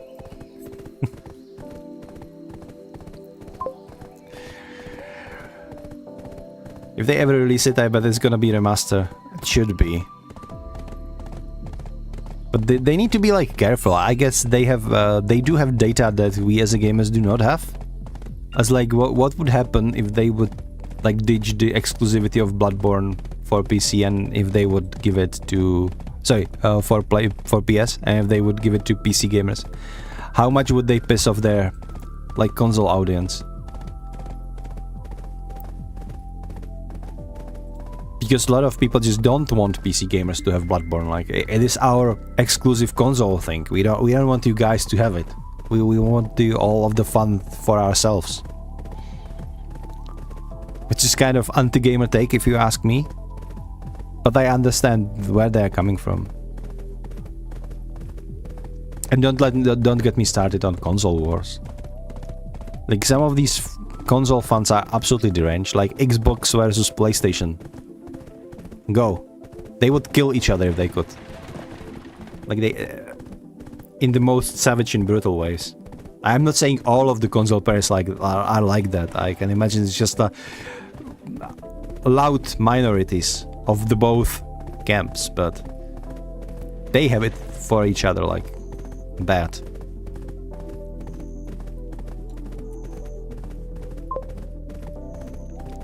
"10 years of console exclusivity seems enough." Yeah. Well, yes and no. Because now it's like cult classic, right? It's 10 years. So it has been exclusive for so long that you just cannot take our exclusivity away now. Well, ultimately the Sony will do... Is it Sony?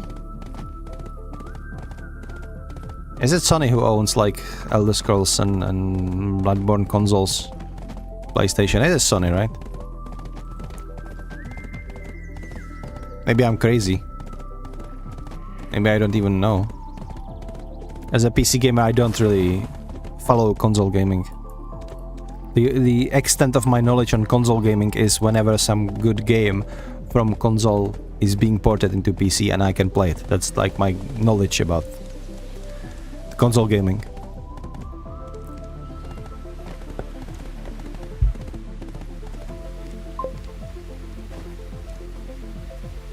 You were bullied by your chat to buy a PS5. Well, I hope your chat at least My loyalty towards the Parliament help you pay for it, because those things are expensive as heck. Okay. Supreme Commander Delphard Castilian is the greatest leader I've ever known.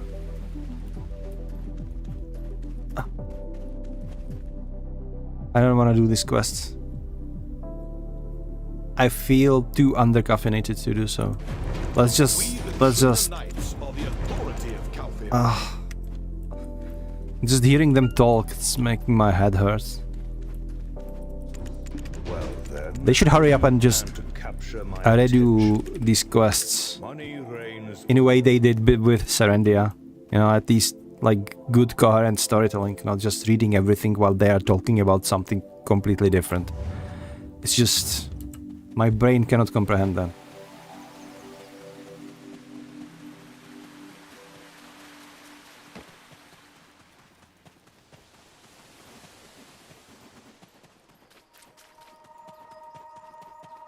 I think PC gaming is better, not in a sense that like we would have better games or we would have better experience while playing games. I think it is more efficient because I come from country in the middle of in like a Central Europe, right, in Czechia. So we are not the richest people around, and the idea of having to buy console just for gaming, it's kind of odd to me. Because when I have my PC, I'm using it for other things as well, right? When I was like a consultant in companies, I was using my PC a lot, you know, to talk to people on camera, to do my like consulting stuff. You know, my partner, she's using PC to do her like front-end development stuff, you know, designs, editing. So all of these things. And we don't even have like a TV. Like I used to have TV, like the television, like 15 years ago. I threw that shit out because I never watched it. You are PC gaming since you were 3 years old too. That's nice. Yeah, PC. You can do a lot of stuff with PC. I feel like console gaming is great for people who know next to nothing about computers. Who do not have computers as like part of their working world, you know. So if you do not do any business on your PC, then you don't really need a PC. Like nowadays it's a little bit different because everybody wants to be on social media, but then again it's not the PC thing only. We are getting away from that, right? A lot of people can just be happy on social media with tablets and phones. So again, if you do not work specifically on PC and do doing like AI research, you know, doing graphics, whatever, then you don't really need your PC in your life. So then when you want to be a gamer, you don't need a PC per se. So for these cases, the console can be really good because you can have your, just plug it into your TV and happy gaming, right? But if you do have like powerful computer in your household, that there is not really a need for a console whatsoever, because frankly speaking, PC will be always the pinnacle of technology. Whatever you do on console, and this is not to like insult consoles, but console will be always behind, because all of this like 3D technologies, all of the engines, everything is driven forward by PC first.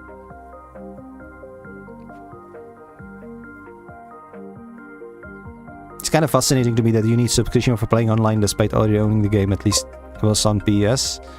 I agree, my chat is all PS gamers and they just don't understand. It's a scam. Yeah, it's not a scam per se. Well, in its core it is a scam, but what it really is like the huge monopoly they have on you. Whenever you are a console gamer, you don't really have anywhere else to go, right, from there. So they kind of own you. That's why they can keep their prices too high. But it's like, how high can you actually drive those prices before your gamers get mad and go either to, from PS they will go to like Xbox, or they will go to computers, right? Because now in these days it's more easier than ever to get good PC, to get like gaming PC, like solid. They are coming out pre-built in various, like take Starforge for example. They are a little bit overpriced, but they are quality work. Yeah, not that I have Starforge, like we've built our PC because we have knowledge, especially Alastair's have knowledge. So we always research and build our rig at home from like parts that we buy that we know that are quality. But even like prefabricated PCs are good nowadays, and it's very easy to get them. And they are approximately, like the consoles are a little bit cheaper, a little bit, But the PC is like investment for the future. Because while there will be a new version of your console, in matters of your PC, you just get a new graphic cards and you're set for another couple of years without any issues. And that is a fact. Also, everything you have on PC will always run better on PC than it will run on console. Because the PC is just more advanced technology. Basically, the consoles are derived from the PC. And that's why a lot of times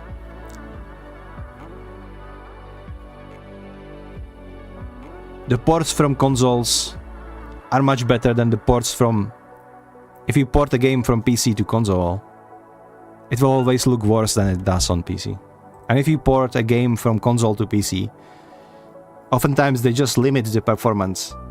Do not make their console player base feel so bad, because the game can look much better on the PC. It was... I think they... the Watch Dogs, the original game, they just tanked it because of the console release. They toned down the graphics from its original trailers. Not that the game couldn't be like that, but because... yeah, consoles couldn't handle it. You can swap parts freely in PC, yeah? Not enough space by a new hard drive. Yeah, exactly. And there is also something incredibly nerdy about like being able to upgrade your PC.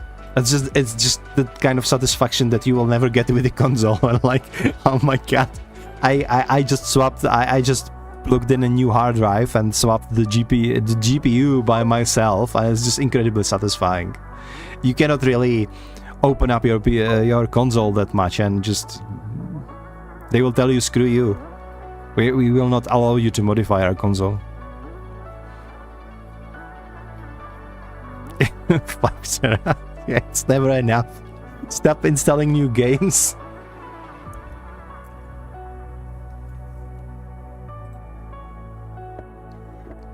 I have so many games installed. It's terabytes and terabytes of games. I'm like a hoarder, except in virtual space.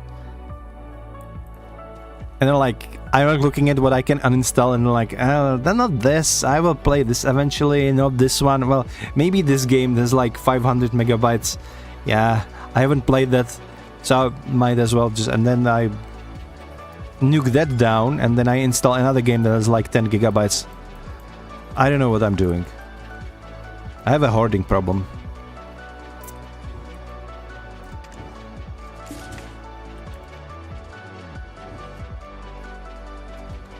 Okay, so there should be a balloon soon. So we're gonna take it, and we're gonna fly to the Elven land. Hold up. Let me... There we go.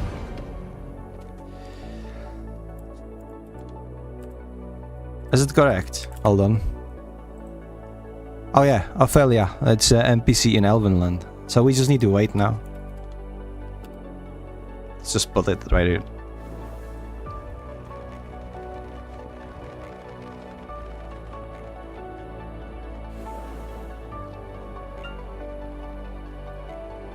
Recently, by the way, I've recently saw a trailer for Code Vein 2. And it's looking so good. So I remember when we first started playing Code Vein, the original one. I was trying to play it with Alastris. But we've hit the first boss and it was like hitting a wall. And I raged so hard that I uninstalled the game. We couldn't kill it. And then later, when I was a little bit more proficient with Souls games before I finished some... because I finished some other Souls games, etc. I was like, yeah, let me try this. So I played it alone and I just went throughout the whole game and finished it and loved it. It was basically Anime Souls, the game. Now they are preparing the second one. It should be out in the 2026, let's say. So unless it gets delayed, it should be another big game in the Souls genre. I'm kind of looking forward to it. Well, for now, I will have to be happy with AI limit before that releases, which is also kind of anime-esque Souls game.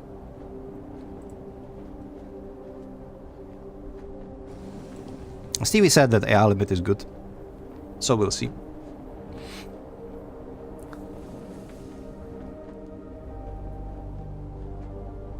This game is so pretty.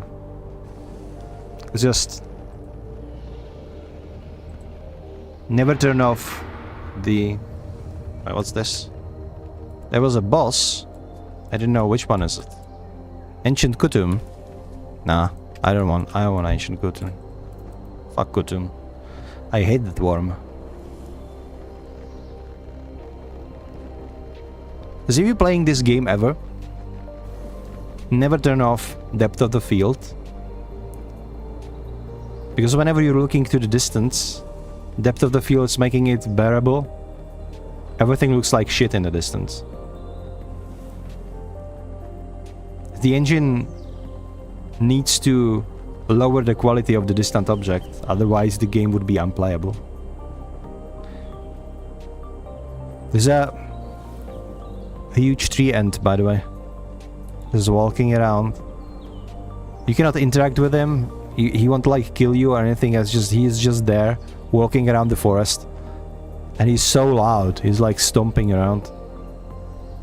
I remember he scared me once when I didn't expect there is... I was like, what the hell? Is this a boss? Is he going to kill me? Is he going to eat me? But nah. He was just stomping, chilling. There's a lot of other ants that are actually trying to actively kill you around this area. One of the most favorite areas in the game. I just love this forest. But it is basically a low-level area. You don't really get there once you are trying to tackle the end game.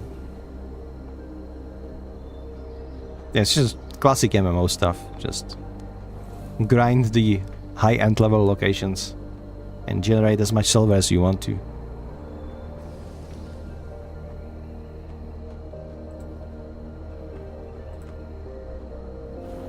This part of quest is pretty cool though. I love the fact that they put like the balloon in the game and then it just takes you all over the land.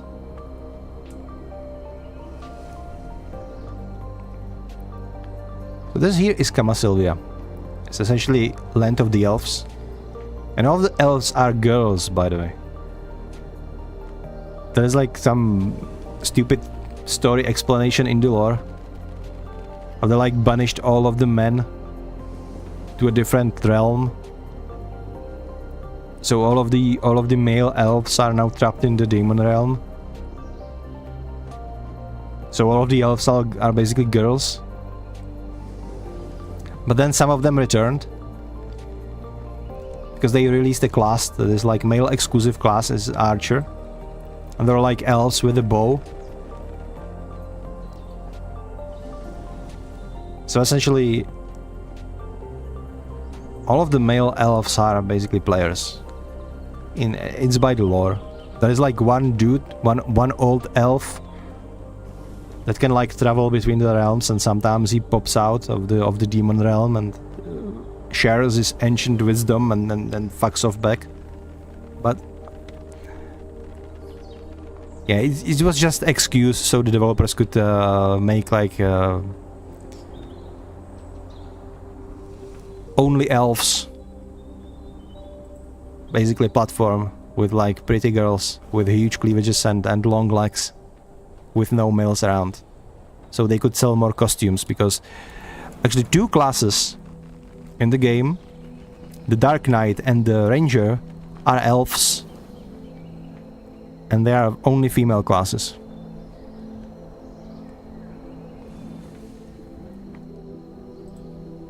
That's the Korean MMOs for you.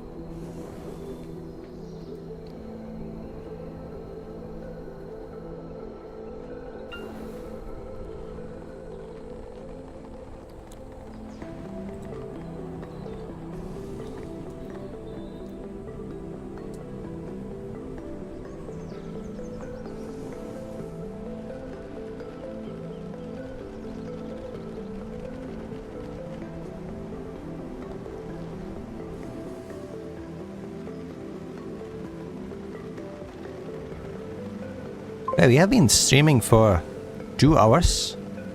Love elves. Typically pick elves if it's an option. Yeah. Like elves in this game are kind of... They kind of look like this. They're only girls, basically. Well, not anymore, because there is like an archer, which is like a male elf, but... In games like BDO, it's usually... You just pick the class that you like in terms of what it does in combat, rather than...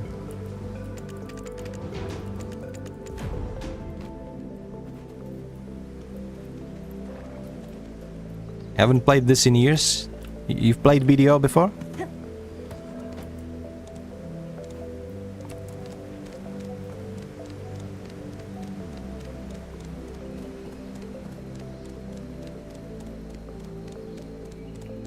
In my opinion, it's one of the best Korean MMOs out there right now. Which means it is not like the best MMO that is out there right now. What I mean by that is literally like the best Korean or like Asian, this kind of grindy MMO. Because it does look pretty, it plays nice, it is still pay to win at certain aspects, so... There is no such thing as justifiable sacrifice. Avoid sacrifice of any kind. We do not have the right to judge what we do not understand. Steel your hearts. Stand your ground. Let peace prevail. Steel your hearts. Stand your ground. Let peace prevail. Oh my god, did you have to give her like 2 voice lines that are repeating over and over again? Remain vigilant. For concealed within the brilliance of light. Okay. Lurks darkness.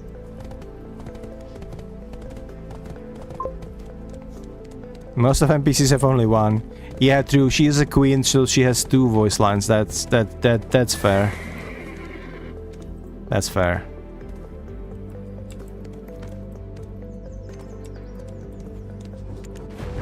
Here to pick your item?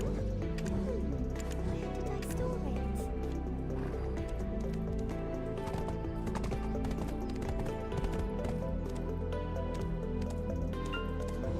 One lapis lazuli and 1 hammer are all I need to fix anything. Training is needed for everything. I can say I am also trained.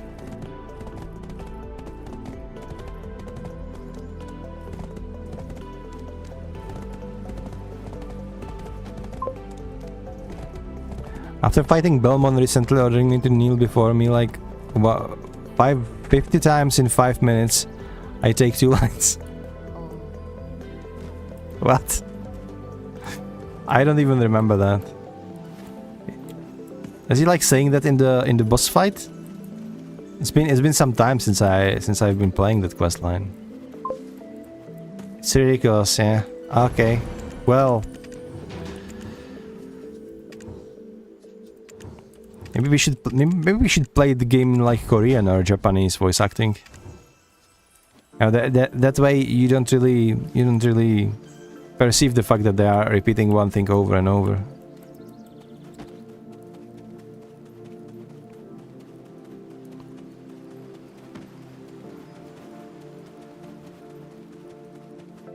I still don't know what are they like trying to do with all these like remade quests and like storylines and doing like cutscenes, because the story is not completely like bad. It has its like good moments. Those cutscenes, they are so ugly. Like they did the cutscenes in their gaming engine, so your character looks like your character, etc. But that engine is not made for that. It like there's so much desynchronization going on. The speed of the walk of your character doesn't match the way that they move. They're usually like floating somewhere, or like everything is glitching, you know, shadows are going crazy. It's like, it's something that you would expect from an indie game. Like literally, from all those like indie games that you buy for $2 on Steam and then play it for 3 hours and then you get to the credits. So that's the level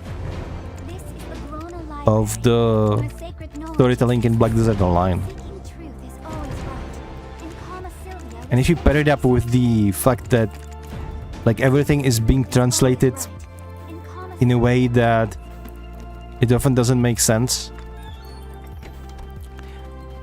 Because whenever you take like the Korean game, the Asian game, and try to translate into English, it's just so much is lost in translation.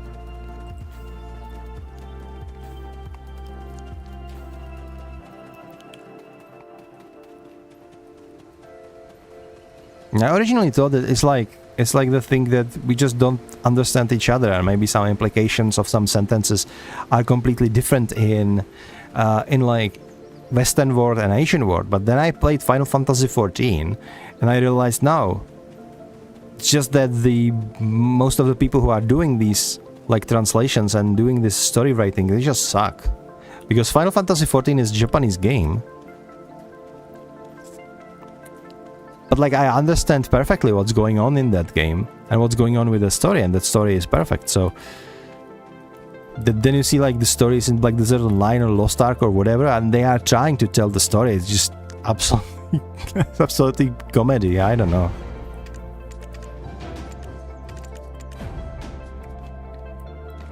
Okay.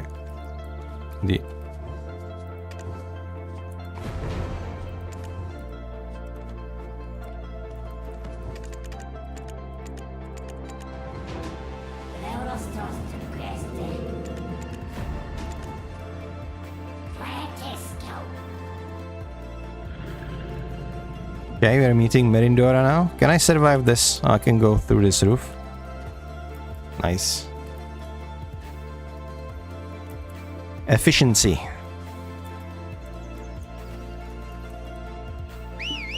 Oh, okay. Will it give me my horse eventually? Because sometimes when you finish the quest, your horse will actually appear behind you. It's too far away to whistle. I'm not going to waste a real money in a cash shop to buy her a horse flute. Make your move first. Taking an action is the best way to remove your fear. Goose spirit? What? What? What? What is that? No. If I were to talk about me, I'm the living history book of Sylvia. Yeah, sure. Some of these NPCs are absolutely annoying. Like, I hate Merindora so much.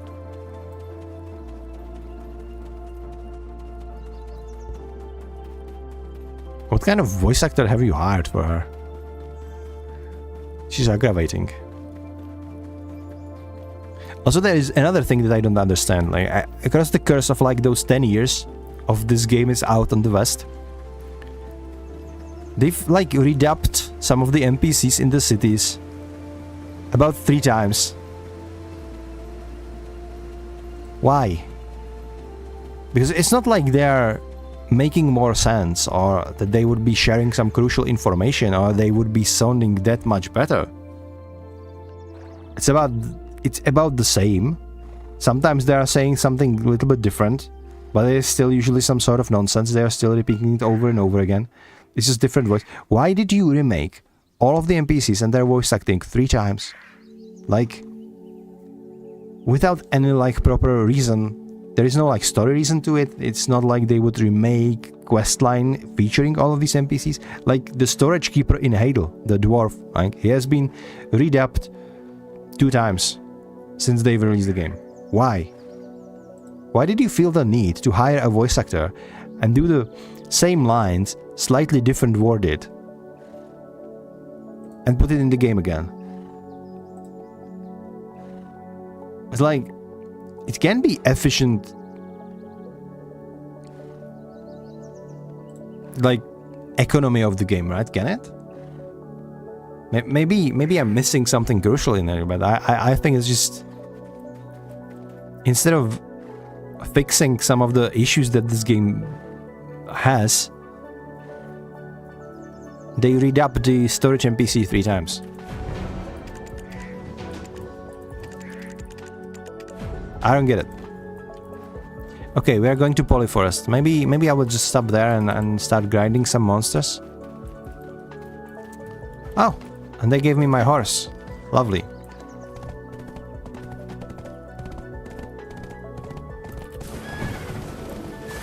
Hold on. Before we go there, I'll probably sell some of the trash loot. One lapis lazuli and one hammer, all I need to fix anything. Okay. Yeah. Sell this as well. I'm not going to back to the desert today, am I? Might as well. Give me 30,000 out of that. Okay. What am I doing? I can go to the storage. To be fair to the developers, they've added so much in terms of quality of life. Where did I store it? Just the fact that you can just auto move the items to stacks in various storage places that you have. That's huge. And there is a lot of things like that. Like, they are actively making the game better. It's just that sometimes these changes are so random. And sometimes they are so nonsensical, like changing voice actors 3 times in a row for NPCs that are not even important or part of any story. Why? Why? I don't understand. You know, and then they just introduce something huge, like making better life skilling for the whole family, or making Magnus so you can now access your storage spaces from everywhere to everywhere, creating it much more manageable, reducing the bloat in the game in like enhancing materials and like some crafting materials, all of those things, which is like huge wins.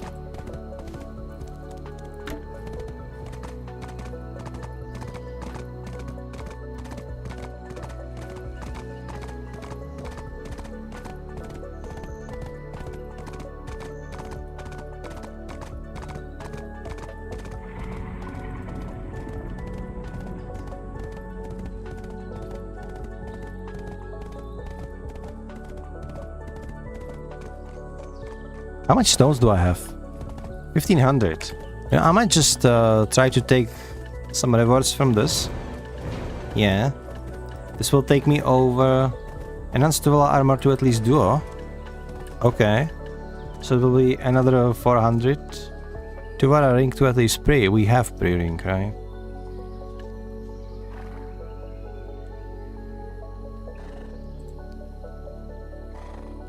Okay. Doesn't it seem like you have seen me before? I think you were somewhere beautiful. Okay, obtaining yellow flowers. Where are yellow flowers?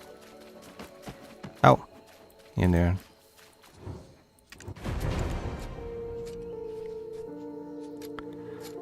Okay, this I don't like, because back in the day, what you would need to do, you would actually need to find yellow flowers in the world and gather them by life skilling. And now they streamlined it into dialogue. Which is kind of why? You know, it does... I think it does kind of take away from the immersion experience. I remember when I started with this game, I think me and Alastis, we started playing this back in 2016.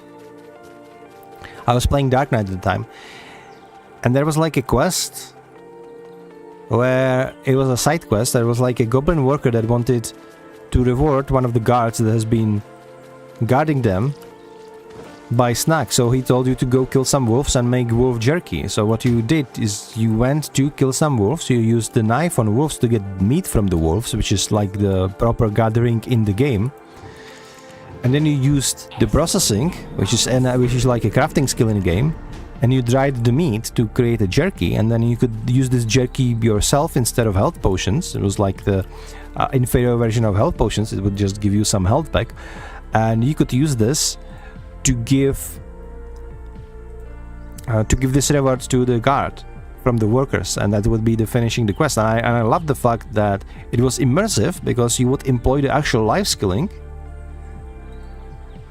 And the game taught you how to like create jerky for yourself, how to gather meat from animals, etc. And it was also a quest. And it was similar in here back in Kamastila, where like you had to gather the yellow flowers by gathering, but now it is a dialogue, so you don't need to gather at all. And we do have a poacher. Where is he? Over there. Okay. You're gonna get... Okay. And again? Yeah, he's toast.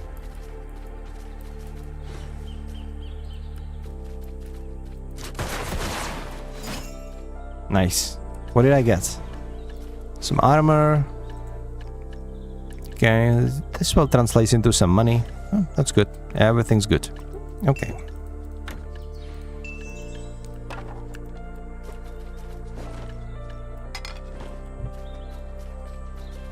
Let him to Looney Spirit at Looney Cabin. Okay. Might do that. So I feel like I have scheduled this stream for 2 hours. It's like I can always stream a little bit longer.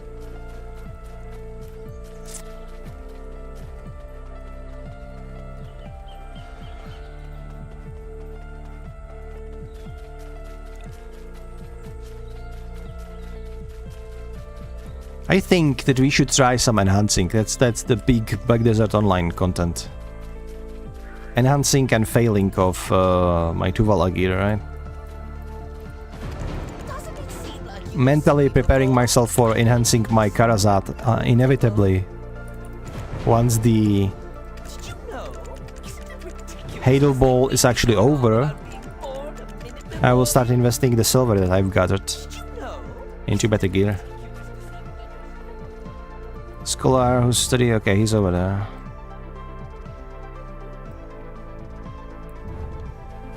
But like, okay.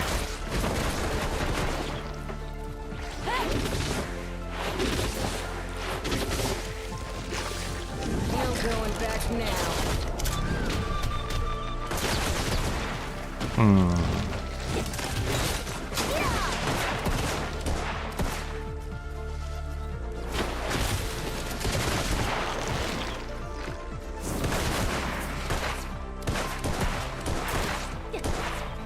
I'm like one-shotting everything. I don't really need to enhance just yet. I don't know why am I so strong. It wasn't the case in the past. If I would have this, I wouldn't be that strong on. So like the power creep is in the game, but I think it's mostly like the transfusion crystals and artifacts. It's like really stepped up the game for these Tuvala characters, but yeah. You know what I'm actually going to do? I'm going to take one of the maps from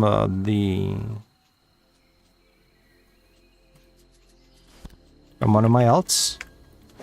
I'm gonna port myself to the city. We will stop with the quests for now. Yeah, I wanna go to the Grana. And we will do some enhancing. And then I probably close the stream. The next stream, as per schedule, will be on the weekend, Friday and Saturday night. But of course, maybe I will pop up with some impromptu stream during the weekdays. Depends how much the HEMA training will actually wear me down tomorrow and the day after. We'll see. But right now, we need to go to the blacksmith and start enhancing our stuff. So let's start with chest armor. Yeah.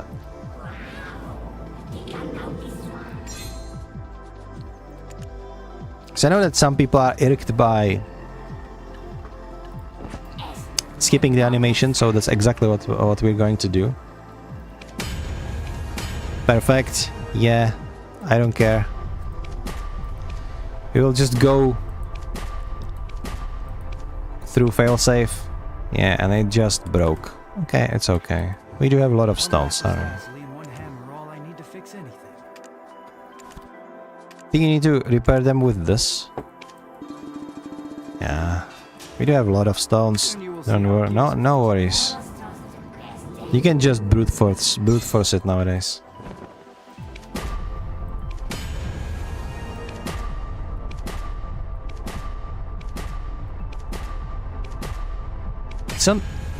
Okay.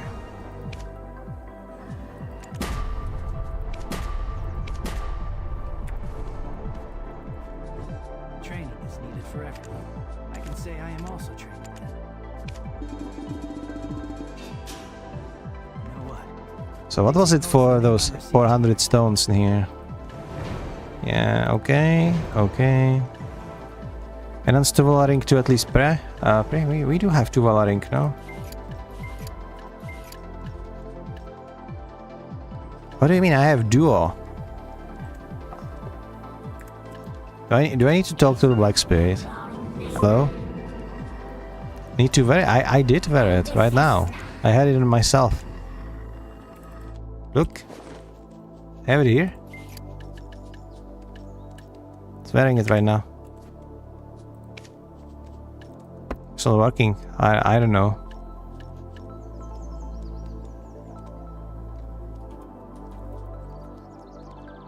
Maybe I need to literally just enhance the ring instead of... Stupid. Now talk to the spirit. Oh, talk to the spirit while wearing it. Okay. Okay. No. He has nothing for me. Yeah, it's a scam. It's a scam. It's fine though. I'm gonna need to enhance another ring anyway. So it's whatever. Mysterious to me. One lapis lazuli and one hammer, all I need to fix anything. Just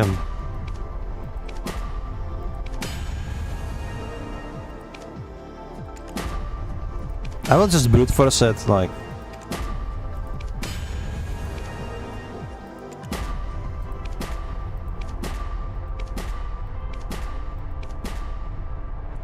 Oh my god, it's taking so long. Okay.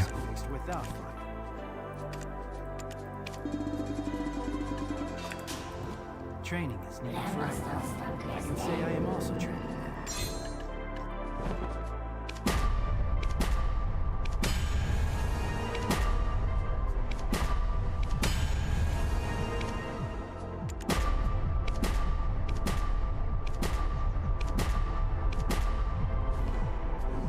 You can brute force it quite easily, honestly. Just need a lot of stones, but... Do not waste current stones on this. Like... Just don't. All it takes is just a little bit, just a tiny little bit of grinding. And... there we go. There we go. I don't know how can you enhance it to even more? Because...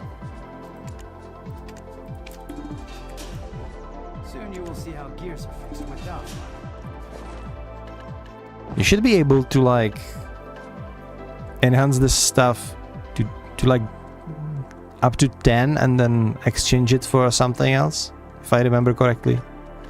I don't really know how that works, but... Hey, what's this? Lashes artifact. Okay.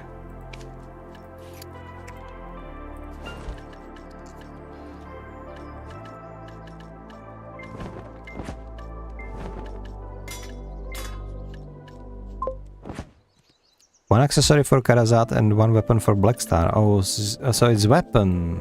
I see. Wait, so does that mean that I can enhance this pen all the way up?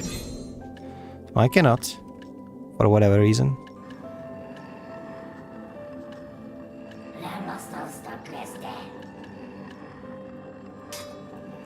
I'll start with the shotgun then. You need to graduate first. Okay. I see. Yeah, sure.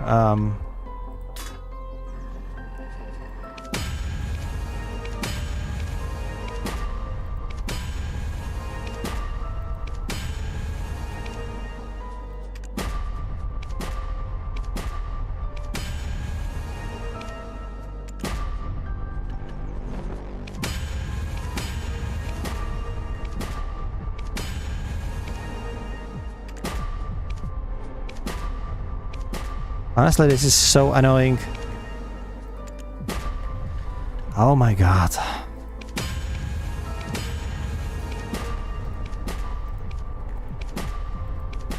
Just stop it. Yeah.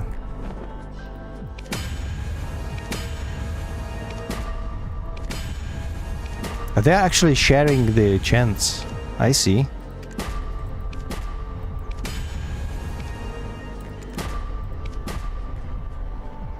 And I'm out of everything. Okay. Good. You know what? Dixie Poe is the name I received here.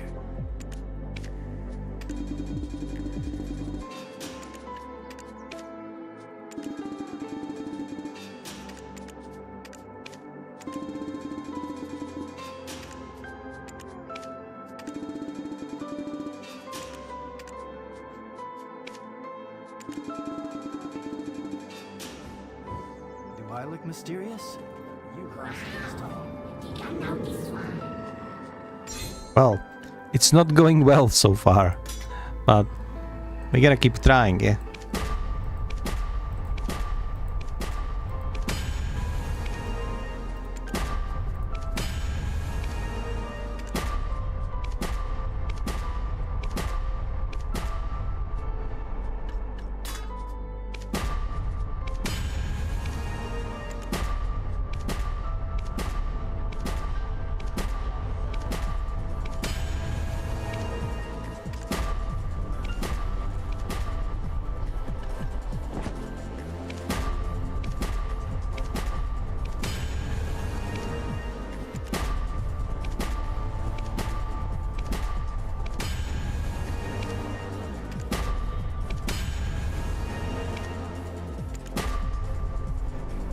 Okay, okay.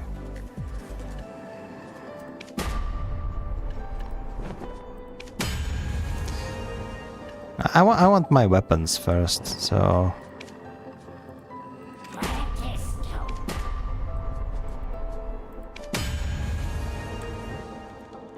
Yeah. One lapis lazuli and one hammer are all I need to fix anything.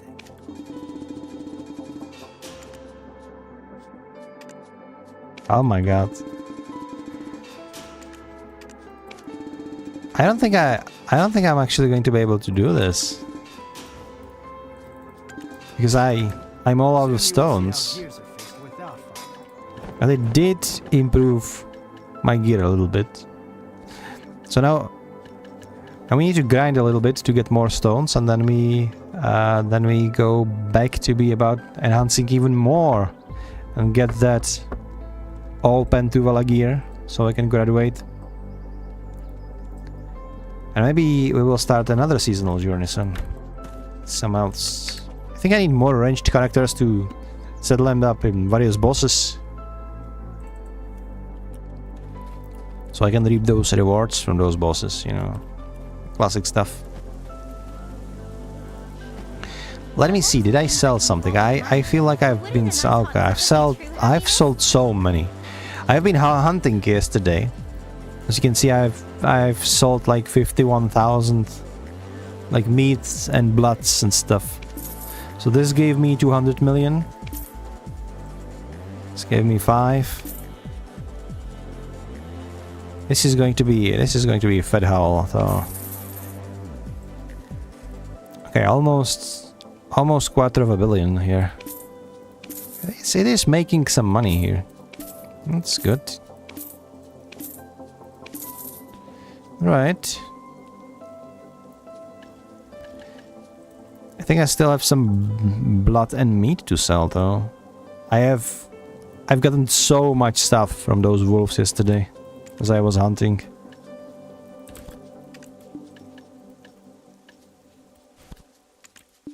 The wolf blood is selling well for whatever reason. I don't know what kind of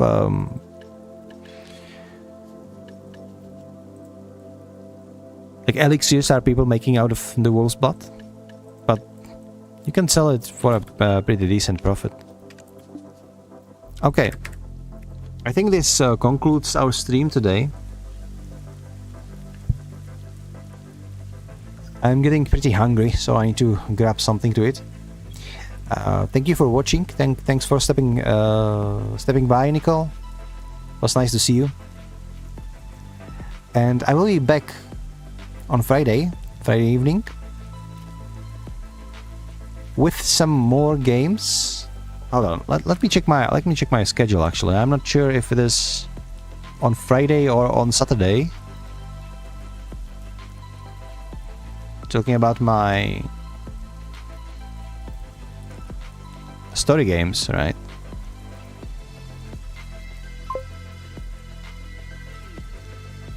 Have a good day, Nicole. It was nice seeing you.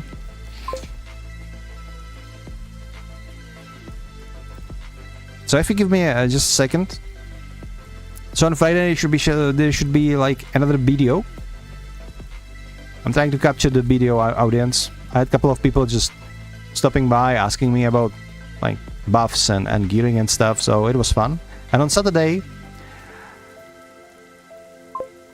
I have scheduled variety streaming, so every Saturday at 11 p.m, which is about 1 p.m. in US, I would suppose. I'm doing variety stream, so now we are going to be finishing Clair Obscur, obviously. But after the Clair Obscur is finished, which we are nowhere near to that, but I'll be playing a lot of more games, and once I get more to this schedule, I will be probably streaming even more times throughout the week. So we'll see how it goes. Once again, thanks for watching, thanks for stopping by, Nicole, thanks for stopping by, Alstris, and I will see you people in another stream, or maybe on your stream if you are going to be streaming pretty soon. Even though, as I said, sorry Nicole, I'm not going to watch your Jedi Survivor just yet because I don't want to spoil the story for myself. Until then, stay awesome, folks, and have a nice day. Bye.